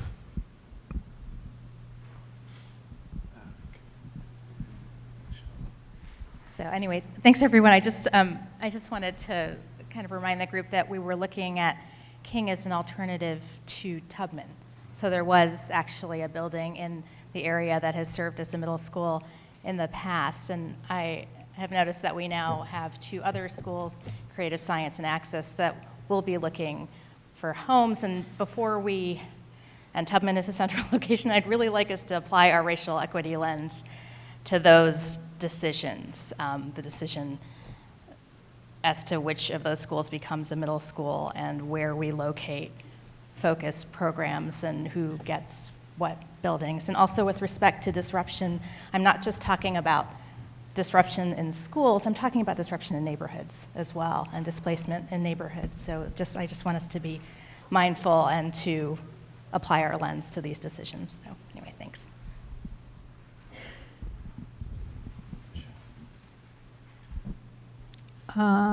Do we know did you do any math about how the % of people affected by this model? Yes, so we can get that for you.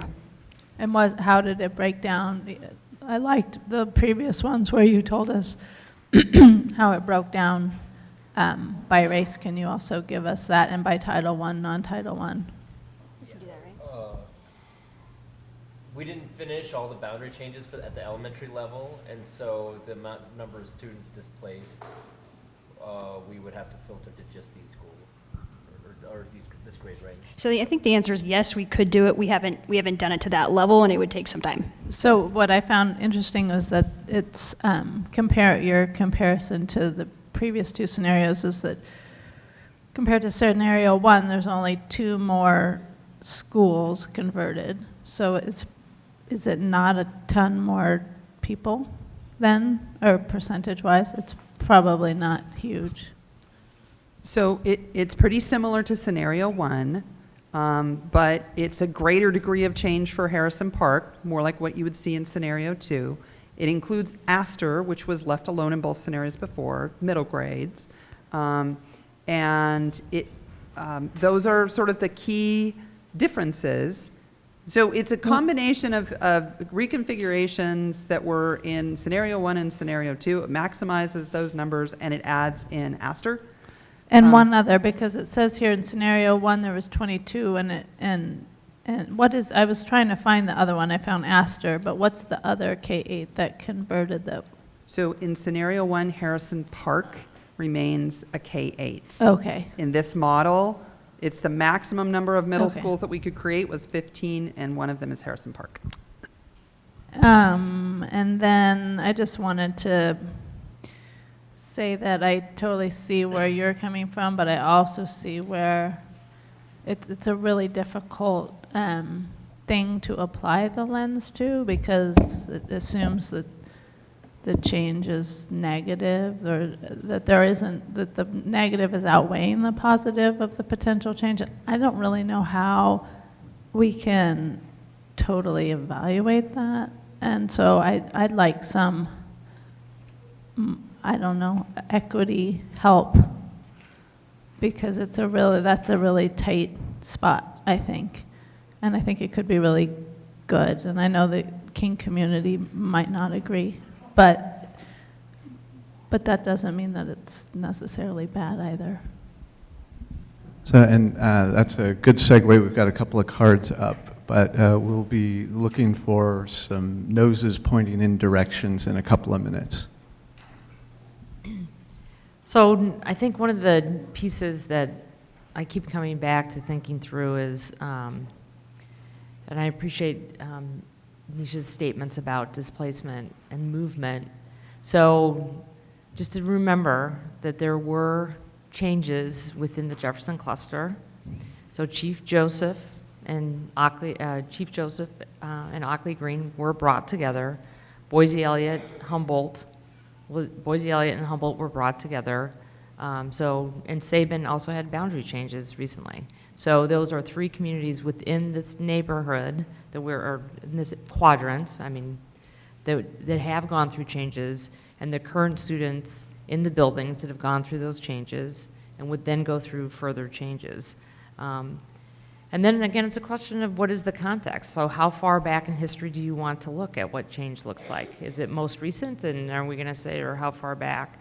And I think there's also history around saying that there's a need for a strong middle school in the area. And that goes back to, well, the 70s for sure.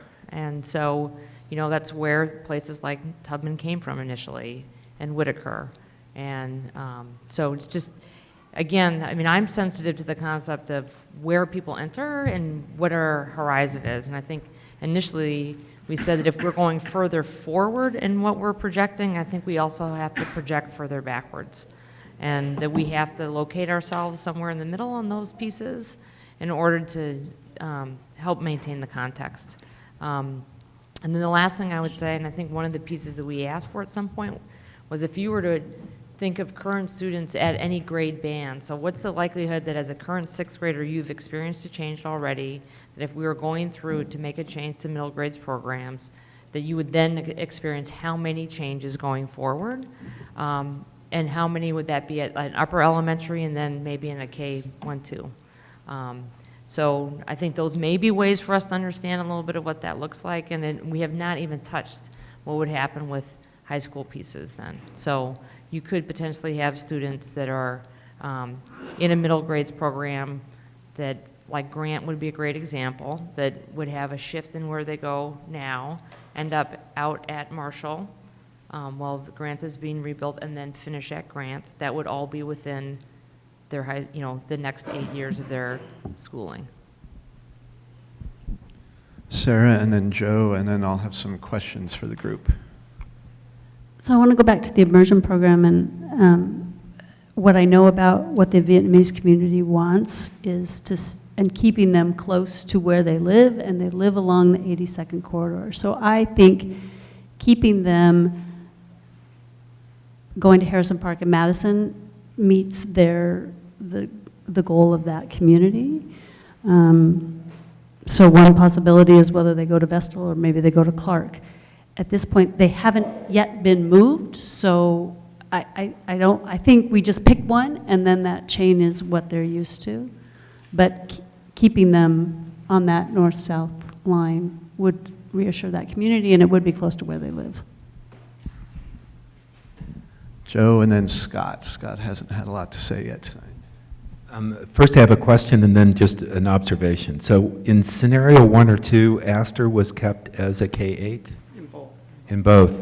And Astor was chosen for that to stay as a K-8 for size reasons, for program reasons?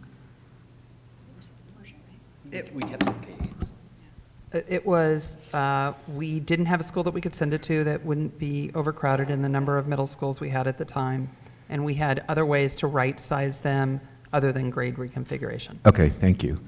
So I'm picking up on Margaret and Nisha's comments about or several of us, about the need for a close look with the equity lens, especially in this George, Ockley, Green, King cluster, this sort of grouping, because so much has gone down in the past, right?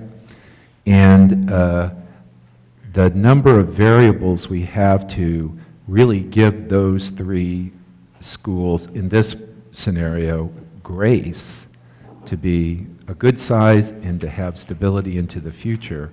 You know, there's only a few choices, really, and so I think that's worth a whole exercise on our part. Like, and it may just because we had the listening session at Cesar Chavez, but they were making very strong sort of equity arguments around keeping that as a K-8. How's that affect this balance we're trying to bring across the whole, well, at least it's in my mind, across those 3 middle schools and catchment areas.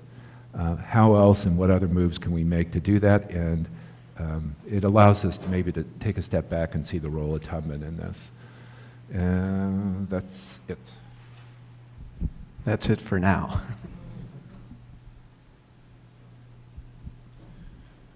What if we made creative science a neighborhood program with a theme? Most of those kids are from the surrounding schools, and then kind of rolled that in going forward as a neighborhood boundary.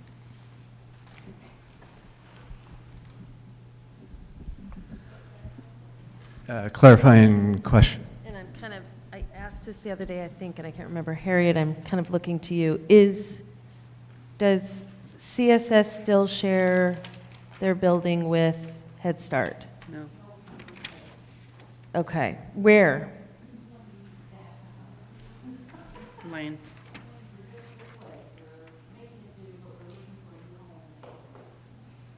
In that area? The classrooms were moved to Lane Middle School. Yes, she presented that. So from oh. No, I was. You just grabbed it. So Scott started this, and I guess he wants to. So it seems like we have enough here to go to the next level. I think at that next level, like one of the things would be trying to do a 90% lid as boundaries get shifted so that we don't have those capacity issues and so on. An even tighter segue than Michelle provided a couple of minutes ago. So from a process point of view on the agenda, we've spent quite a bit of time around clarifying questions about the model. We've spent quite a bit of time discussing it. And now what we want to do is try to get a sense of you, just like what Scott just did, about whether you want to pursue further exploration of this. So from a process point of view, I'm going to give you 3 questions, and you'll use your red, yellow, green cards, and I'll explain what they are, or what the red, yellow, and green mean for this question. So I'll explain that, and then you'll have 5 minutes to talk amongst yourselves or read through things or look through things, okay?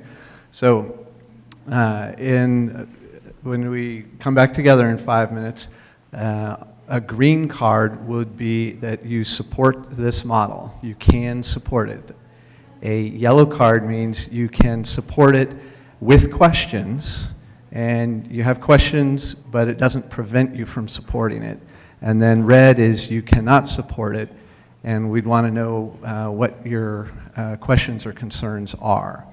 So you'll have about 5 minutes, and we're trying to get a sense of, do you as D-BRAC want to further explore this model and try and turn it into a scenario, if that's the right word. So green would be you support it, yellow you support with questions, and red is you can't support and question. So clarification? Is the question, do we support the model as is, or are we supporting further development of the model?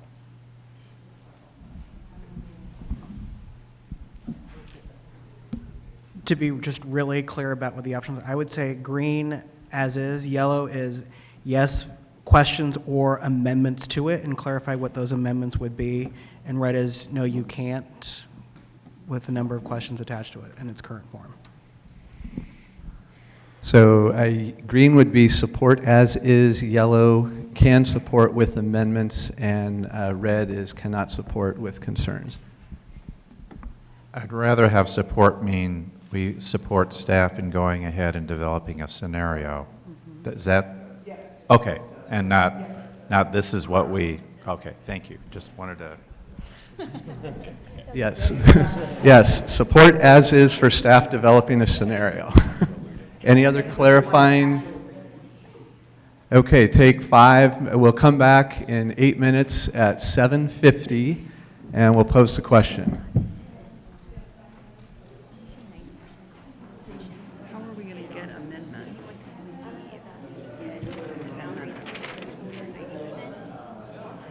Like middle schools or K-5s? Yeah, we should clarify. I got one question. You're saying the growth in North Portland is going to be 20%? Just for George, George. What's the source? What's the data source? PSU. More kids in lower grades. James John and Sitton in particular. More kids in lower grades. And James John, Sitton, I'm not saying the and total Chavez. population's going up. I'm saying the middle school's going up. The middle schools will be bigger. Yeah, that 6th to 8th grade range will be bigger. We can see the kids coming. They're in the feeder schools, especially if you add in Chavez. So other than that, the general growth in North Portland, we don't have anything specific. It's whatever the average of the district is.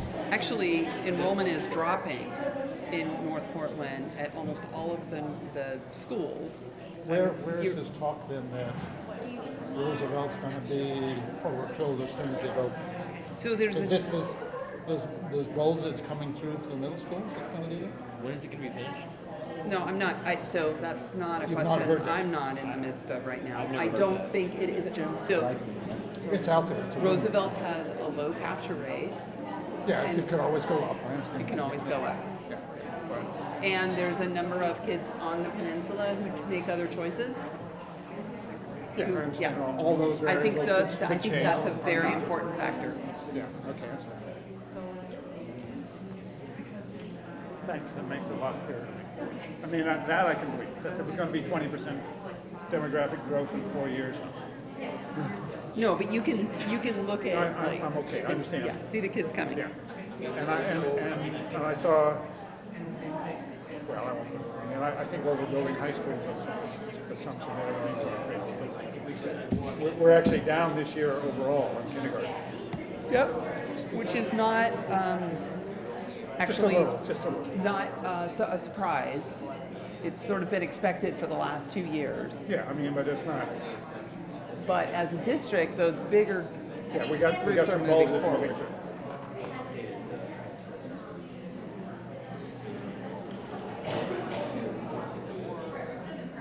Interesting feedback. How would you summarize it? Well, with the gusto that came out of that, brainstorm, different room, and then so if you land it by the numbers, and somebody from King talks to you about racism, maybe these weren't such good suggestions. But if it gets them talking about what to amend and how to amend it, I think that's fine. I think we're going to have a hard time getting them in. I mean, I think we're still, this is like, still feels like a season deal on this way.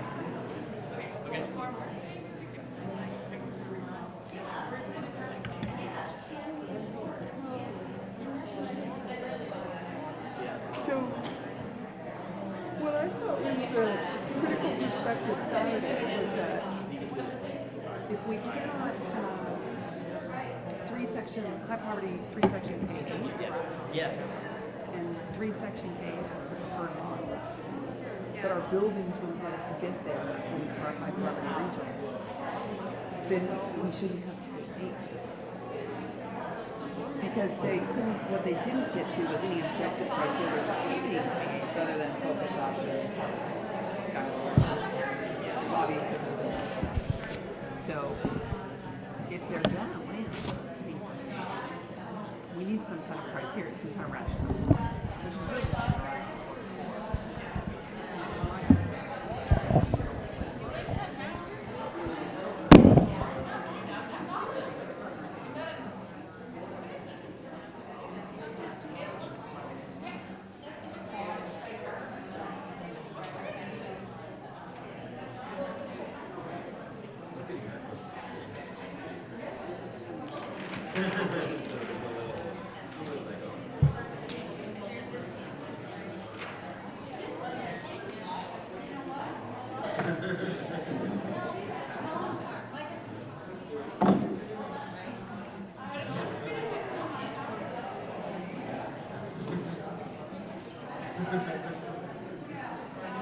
Now we're getting on the video of testing out her phone in my pocket. I'm sitting on it.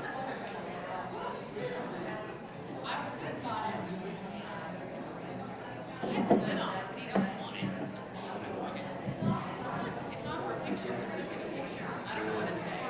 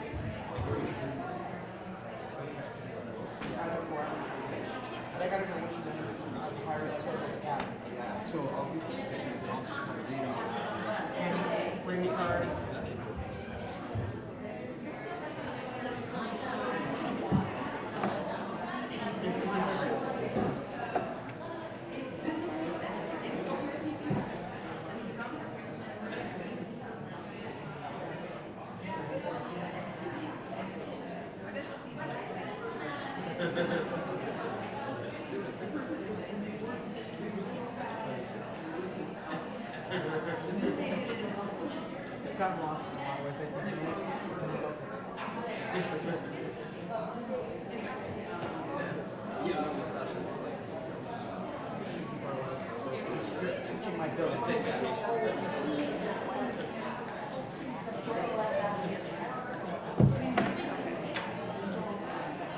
Aaron, do you expect me to balance all this?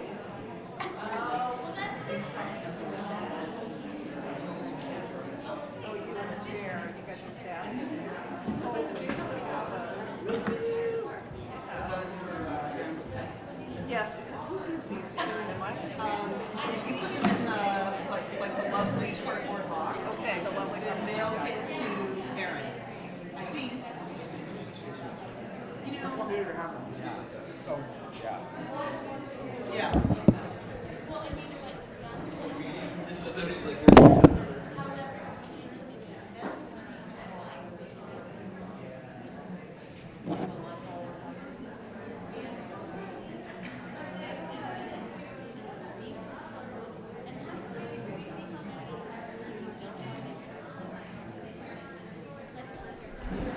All right, D-BRAC, let's reconvene as a large group. Grab your red, yellow, green cards, have them handy.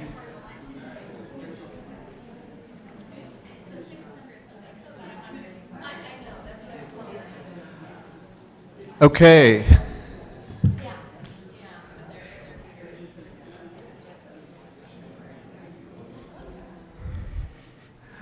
We still have the same number of conversations going, they're just quieter. All right, so what we're needing is an indication of some directions that you're interested in going. So what we want to do is have people hold up your cards and keep them held up so I can count them and get them written down up here. And again, green is you support this model as is, and staff would turn it into a full-blown scenario. Yellow is you could support it with amendments or that you have questions with it. And red is you cannot support it. Process question, Scott? So I'm not sure what this as is meaning, for example, King as a middle school. Yes, King is a middle school in this model.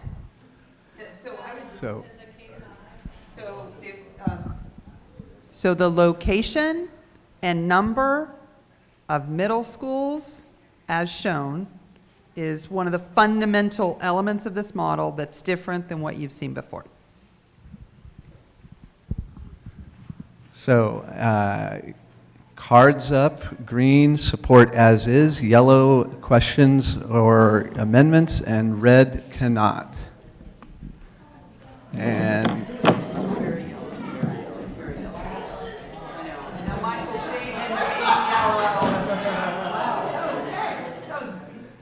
the committee is unanimous in yellow. Yes. Okay, so now what we need to do is the different ideas and amendments and questions that you have, we need to figure out what they are and how to organize them. So if 9 of you have the same kind of changes you want to make, that's one clue. If none of you have the same change, that's another clue, or questions. But I want to focus on first with specific questions or amendments. So if you have a sticky note with a question or amendment, hold it up and I will come get it. Shannon has reindeer antlers. What's that? Some of them would fit the questions asked before. That would be fine. I just want to read them now. So what I'm going to do, and again, this is, so as I read these, I'm going to go slow, one at a time, and as I read them, I want you to hold up a card, green if you agree, red if you disagree, yellow if you're neutral, okay? Because we're trying to get a sense of who's interested in what. So we're just looking for who's interested in what. So the first one, it's helpful if I have them all upside down. What if Vietnamese DLI goes to Clark? So this is Clark and... So that keeps that Harrison Park, Madison. Oh, okay. So what if Vietnamese dual language immersion goes to Clark, Harrison Park, Madison, and Vestal without DLI goes to Tabor? Trying to ease the capacity at Harrison Park. Red, yellow, green cards. Trying to get a sense of... So it's a question, Scott? Yes. Yeah, green would mean you support answering the question, or if it's a specific amendment that somebody makes, you're agreeing to that. You want staff to model that. Yeah, you want staff to model it. This isn't, I'm sorry.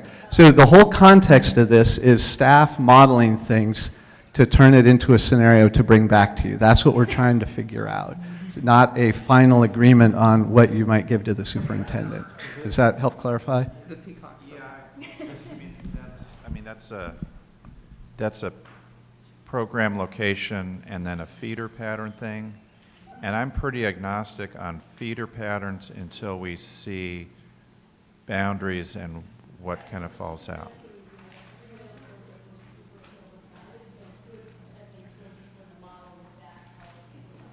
Yeah, okay. So I don't take any of the overcrowding numbers at face value because the boundaries are going to change. So I think from a card point of view, feeder patterns, Scott's agnostic, so I bet he'd put up a yellow card to that. Right. So what if Vietnamese DLI goes to Clark, Harrison Park, Madison, and Vestal without DLI goes to Tabor? We want staff to model that. So cards up. 1, 2, 3. Are we looking for a critical mass of something? If you don't know, you're yellow, okay? If you don't know, you're yellow. 2, 3, 4. All right, I pulled 8 green out of that and 4 yellow and 0 red.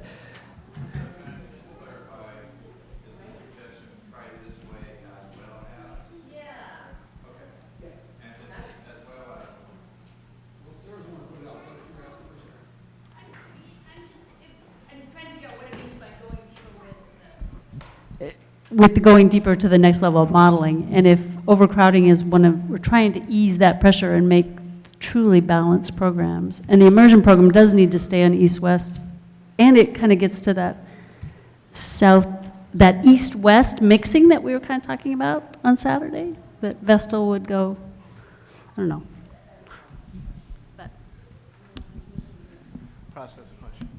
Process question. I guess the reason I was yellow was because I was thinking that that's what would be modeled, and I guess I'm not clear that we're all on the same page. Would we be losing what's here going deeper if we explore Sarah's? You know what I mean? I'm confused.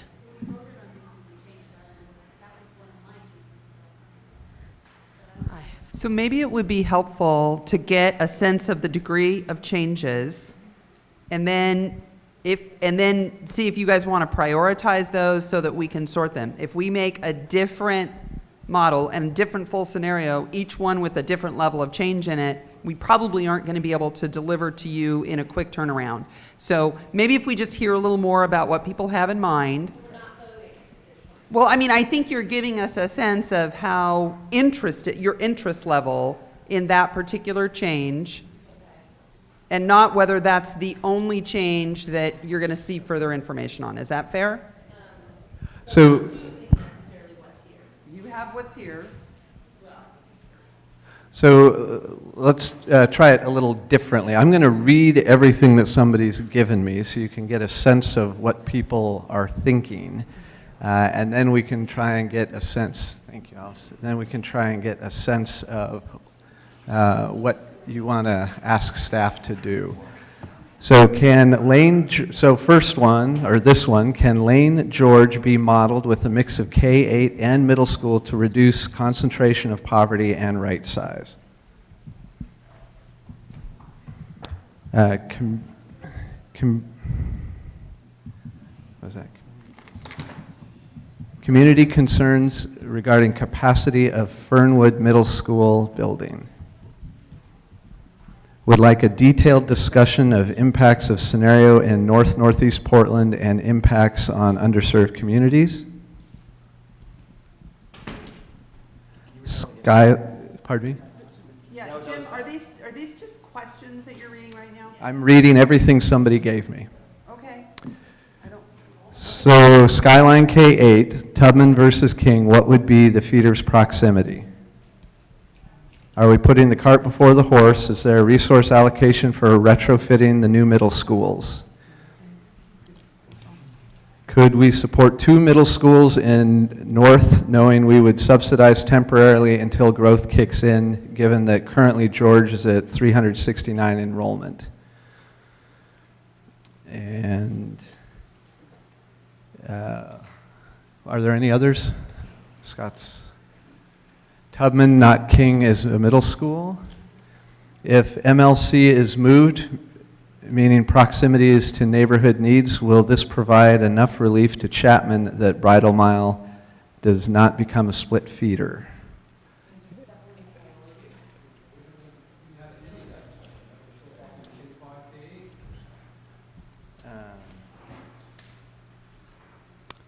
Question, why didn't the district present this at the beginning? District decision versus D-BRAC. Is that the one I missed? Okay. Sorry, I thought I was tidier. Any other, Scott?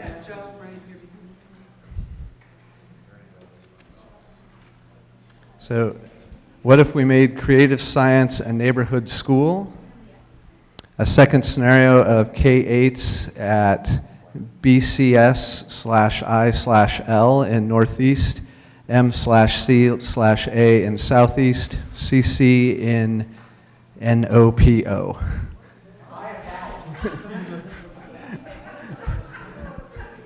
So can you?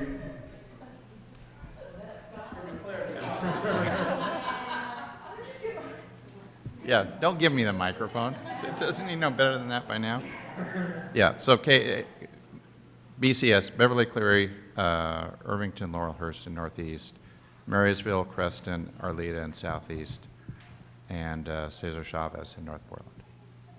What about that? I would like to see a model pretty close to, I'd like to see a second scenario with those kept as K-8s, along with the scenario that we're sort of working on now.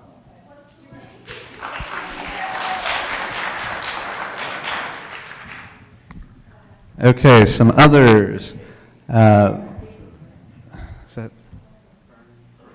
Send Vernon to Beaumont and Woodlawn to King. Chavez stays at K-8. Woodstock goes to Selwood. Given what I know about space constraints at King, I'm wondering how many other questions regarding space are on the are unknown at this point. Any others? Matthew, is that one? No. Any others? So those are the questions and amendments and thoughts that you have. So Work off that side, Jim. The verbal description, it was helpful to hear, but we're gonna, well, one, I'm not even sure, well, staff will need the notes so that we can actually understand them, but in order to have additional deliveries back to you folks for further deliberation, we need you to prioritize the things that you want to see different than what you've seen before. And because I don't think you would want us to do that for you. So staff needs some direction. We have 10 minutes left. And I think the questions we can set aside, right? Yeah, so the questions we can set aside. And I'm trying to...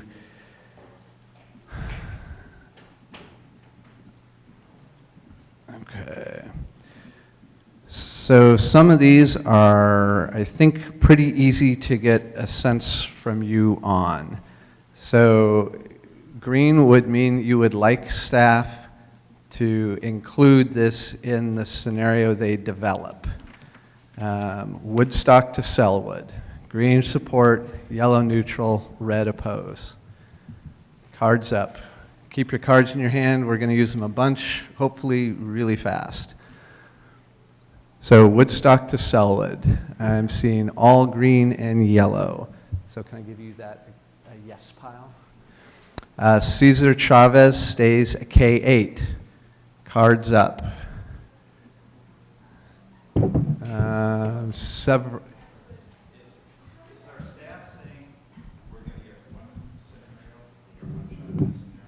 Are you saying you've got one shot at a scenario?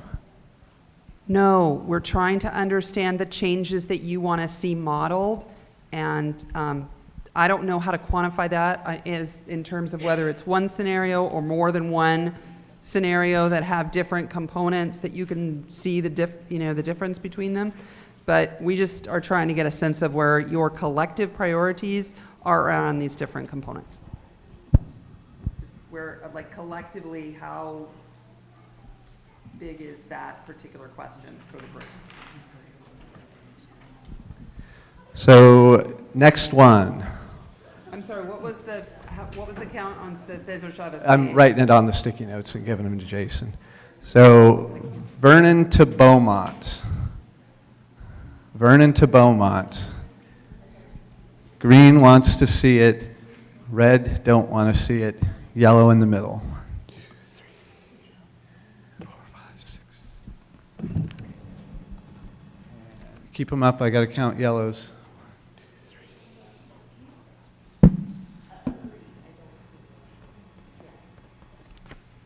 And next one, Woodlawn to King. Woodlawn to King.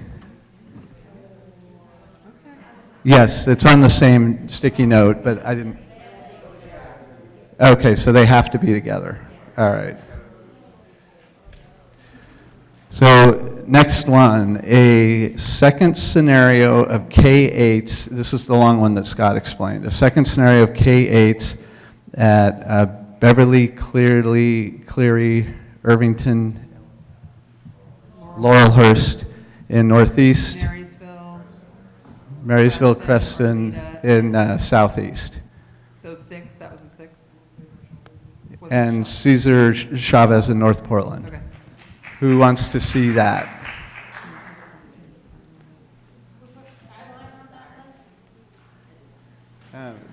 Write a sticky note to amend. Okay, good, we'll get to it. So cards up for that. So. Not yet, probably the last one. So this is what Scott described, a second scenario of K8s in the middle, okay.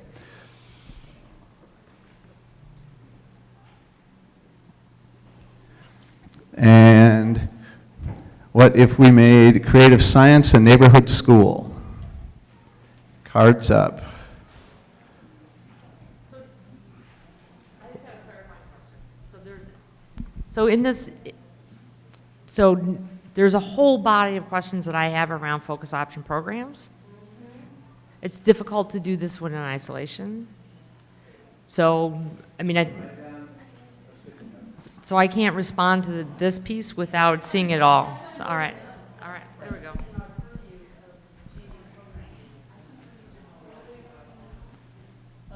So say what you. So I'm voting no because I don't think that's within our purview to dismantle a focus option program. And I just think that wasn't part of our charge, and it doesn't feel right to just randomly pick that one. So that's why I'm red.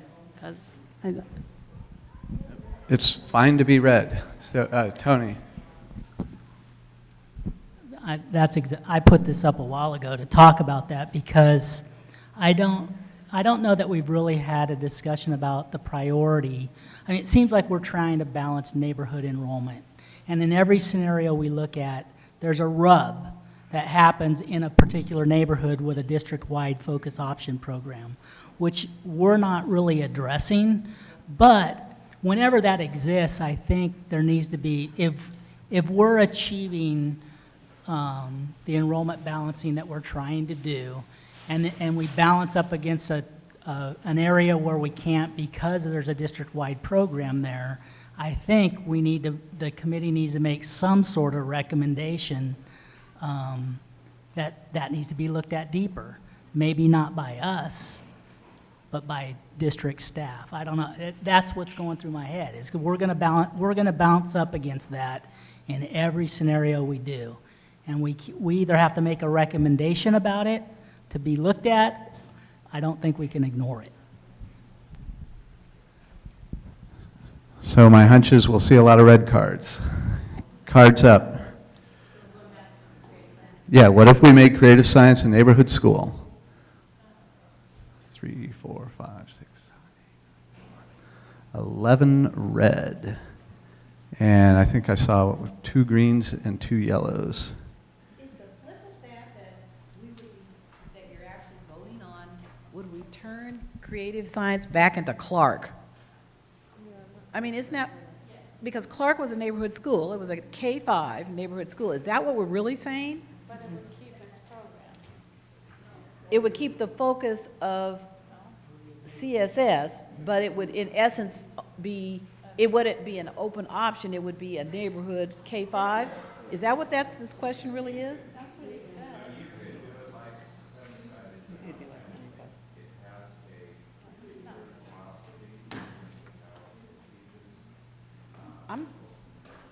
So I'm just asking what the so if you turn CSS into a neighborhood school, it would turn back into Clark. I mean, it would still be called CSS, but you understand that, right? It would be a neighborhood school. Got it.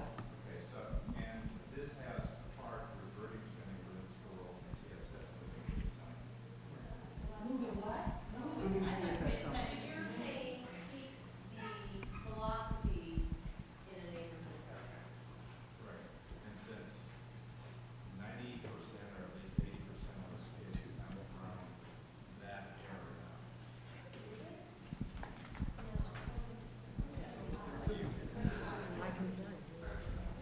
Okay, so we need a little more guidance to staff. I've got a few of these that I think would be pretty easy. Next one, Tubman versus King. What would be the feeder's proximity? Wait, is that a So- question or a suggestion? Okay, so you're right, that's a question. That's a question. So next one. Next one. Yes, Alice?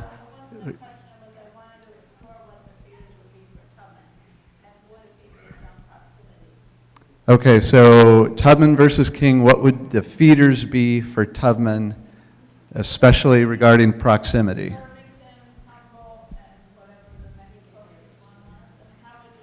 Is that what you would want us to model? Okay, So that's then the. so Tubman versus King, the modeling as Michelle just described. Can you just say it again, please? I would like to see them Tubman modeled as a middle school, but I would like to know what the feeders would be. And I would like to have them based on proximity, serving the neighborhoods that are closest to the building, assuming various assumptions would be in there. So modeling Tubman as a middle school, paying a special attention to feeders by proximity. Alice had a question. So point of clarification, has staff not already done this as part of scenario 1 or scenario 2? If I understand correctly, you're asking for a different set of feeder schools into Tubman Middle School than the one shown in scenario 1. And you want us to determine those based on the location of the neighborhoods to the Tubman building.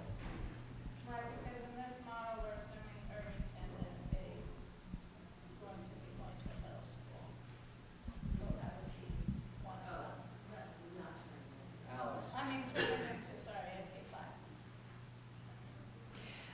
So I just wanted to say that I know I phrased mine as a question, but I did want it as something to be modeled. So it sounds like you did too, so I just want for you to know that so that they're just not discounted. I got 10 questions up there and I can't comment. So did you get votes on? So no, we're trying to vote here. So Tubman as a middle school, feeders by proximity. Cards up. The cards have retired. Here's our thing. Number 1, stay engaged. 1, 2, 3, 4, 5, 6, 7, 8, 9. Okay, and I thought I only saw 3 yellows on that. Okay, and Tubman, not King as a middle school. Tubman, not King as a middle school. Did we just do that? Okay, so do we think we just did that one? Well, Well, it Okay. has been modeled in scenario one. Okay, so next one, if MLC is moved, meaning priority is to neighborhood needs, will this provide enough relief to Chapman that Bridal Mile does not become a split feeder? So we already did that, is that what you're saying? No.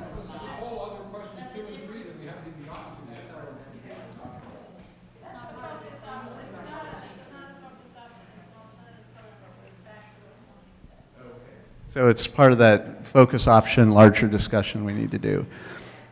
So next one, could we support 2 middle schools in North Portland knowing we would subsidize temporarily until growth kicks in, given that currently George is at 369 enrollment?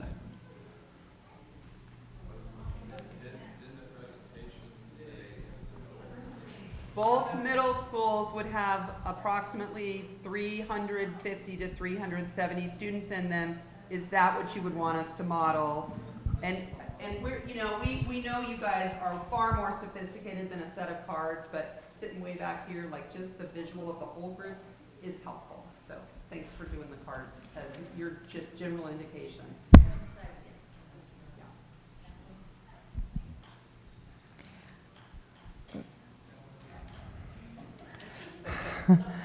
So I just want to say that's what I want modeled from an equity lens, because currently that's very close to where George is right now, and there's very quick growth expected, and we're subsidizing some of those schools anyway, so.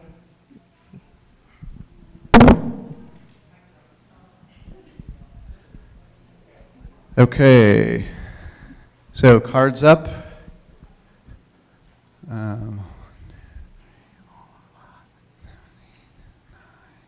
9 and 6 now.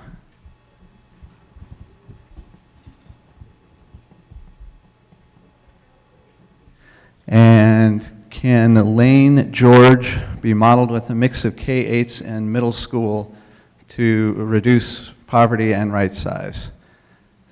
That's phrased as a question, but I think it's something specific that staff could model. It would be helpful to have something more specific for us to work off of than. Who's, I'm sorry about it being vague. My thought was simply we're stuck in the, I believe that based on the information we got in this particular model, neither of those two situations work well. And I was saying what would happen if you just opened the parameters a little and thought of different ways. For example, you leave something a K-8 somewhere, you change, you work it so that that is more of a high level criteria. High level being concentrated poverty and right sizing, instead of only being focused on K-5 versus K-8. So can Lane George be modeled to reduce concentration of poverty and right size? Cards up. Clarifying. Hey, Sasha. Could this be part of Scott's requested scenario 4 that includes a number of K-8s? My thought wasn't that we would be building an entirely new scenario, but that we would just be taking the toughest spots and just opening our options. I feel like we were getting a little narrow in what we were accepting, and so then we were getting stuck. And so I think ideas where you're saying, well, maybe we throw some money at the under-enrolled ones to carry them until the enrollment changes, or maybe you change the configuration. I know it's not helpful, staff, I'm sorry, as I'm one of you. But I also think the whole model, I mean, when we get into these things that have to apply across the district equally, sometimes they're not going to work in certain scenarios. And it seems like we can break apart areas that are stuck by using different tools, different Sasha, levers. Can I have a clarifying question on that, Sasha? Is your interest or your primary goal to diversify by socioeconomic, like you're trying to not concentrate poverty and at the same time make sure that we have right-sized schools when doing it in the Lane George area? Yes, and those two, I was hoping that we could make that a higher criteria Okay, for thank the you. purposes of the two stuck places that I saw. Michelle. So if we're going to do something like what you're suggesting by making some schools be K-8s or what Scott's suggesting, and trying to decide, Harry and I have been talking about this a little bit. The problem is we have no idea what the district's level of commitment is to making sure that all schools are going to be staffed to provide the equal programming or equitable programming. So it's very hard to make these decisions when we can't say for sure if we leave this at K-8 that it's going to be strong, or if we don't. So I'm just kind of getting a green card from the back of the room over there. So where are we on? What does this cost? What are we going to commit in terms of resources? And I think part of what you read earlier.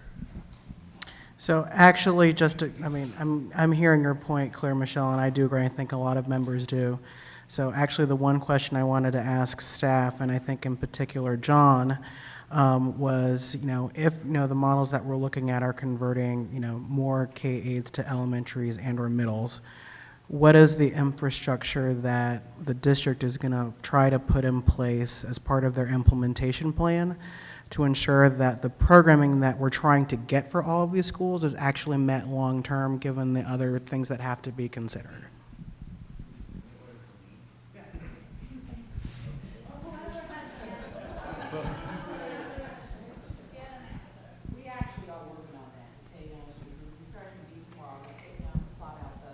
Strategy.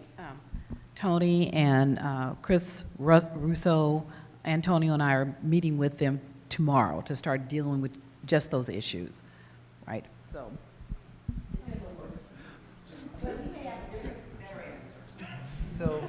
So there's two questions. There's programming and then there's resource for programming, right?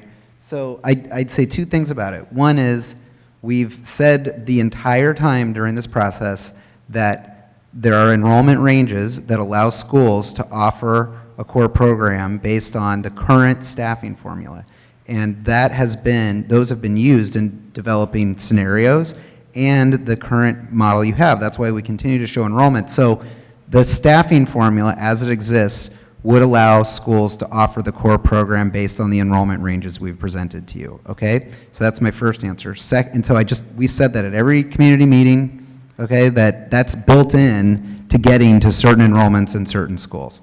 So, and then that would allow the extra funds that come into schools, Title I funds, parent fundraising grants to go to extra supports. So you wouldn't have the situation anymore where schools would need to be subsidized or equity funds would go to the core, okay? That's been a fundamental talking point that we've said probably 100 times. So I just want to remind everyone of that. Secondly, we've said that a detailed implementation plan will be part of the superintendent's recommendation, and at our board update last week, it was acknowledged by the board and by staff that there are budgeting implications that the board will have to lead based on a superintendent's proposed budget in terms of implementing this. And so I think one of you made a statement earlier that, let's say what you asked for, pretty much a wholesale district-wide conversion to K-5s in middle schools, that would take a 2 to 3 to 4 year implementation.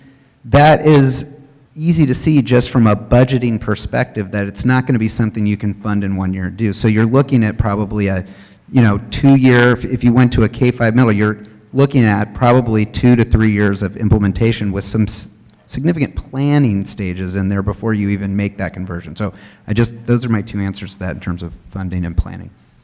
So I want to make an observation that we're 10 minutes over. Quick comment.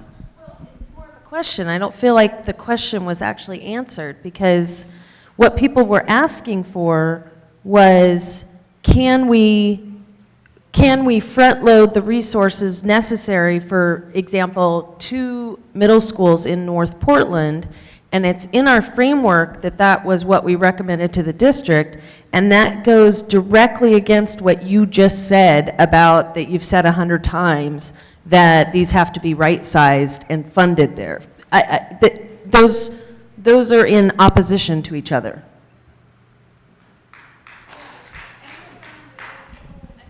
So we've got Michael and then Scott, and we're 11 minutes over.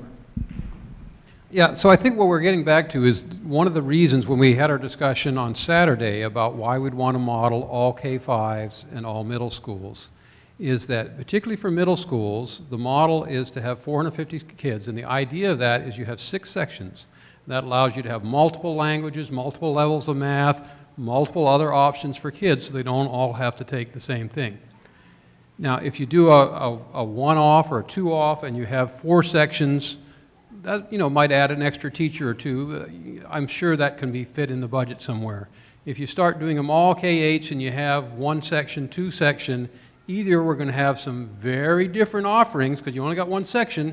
You sure as heck can't have 2 languages when you only got 1 section of kids. It gets really difficult to have 2 sections of math. Well, but I'm saying that that's the continuum. At one end is they're all the 6 sections. It's really easy to staff that for all the different electives for all the kids. At the other end, it's really difficult. If you have a few special cases, that's probably a little more expensive, but not that much more expensive. The more special cases, so I think it's not black and white. It's one or the other. Fair enough. However, we're not working from an equal playing field. We are. Kids are different. They're not just numbers. Thank you. So if we're talking about, for example, saying, hey, George is going to grow quite a bit in the next couple of years, so we're not going to fully amp it up right now, but we're going to put extra resources there so that there's program equity now, I'm there. If we're talking about creating 2 middle schools that are going to be, as far as our projections go, are going to be chronically short, okay, that's a different discussion. Again, I'm open to hearing about that, but okay. There we go, okay. Okay, from a facilitator's point of view, I've been very naughty. We're 12 minutes over. It's been a long time since we ended late. I apologize that happened tonight, but we had a lot of good information, and Judy's flagging me. We're in the middle of unfinished business. You put something on the table about modeling a different configuration, different feeder patterns for George and Lane. If somebody recorded votes for that, great. I didn't see them. I also don't really know what the results of those tallies were, so that you all leave clearly understanding what staff thinks the priority is for what's coming next. And I'm sorry that it may take more time, but could we spend 5 minutes and finish that up? Those were the ones that I wrote green and yellow, and some were red. We don't need to say what these are? Well, that's the value of people seeing the cards they hold up. Right? So the last one that Sasha, it was Sasha's, and you want to remind the group what it is? I may have been tilting windmills. What I was hoping to do was take two places that I think have intractable problems under this modeling and open up the parameters so that we could get them into a range where we feel like things are right-sized and we're not concentrating poverty so intensely. I'm open to not having us do that. It just strikes me that, in my view, neither of those 2 scenarios for those 2 schools works in this current configuration. But I do think there's some value to many of the other places in this modeling.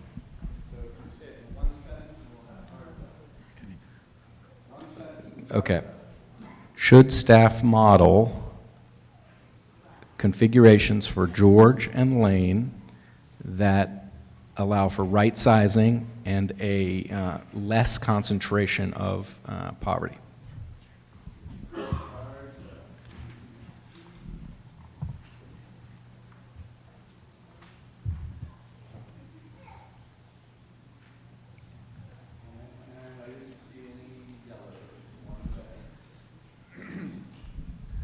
All right. So checking with the chair, he has no final comments. It is 8:30. Thank you for the extra 15 minutes, and we will see you next Thursday night, the 17th. I think we're in this very room.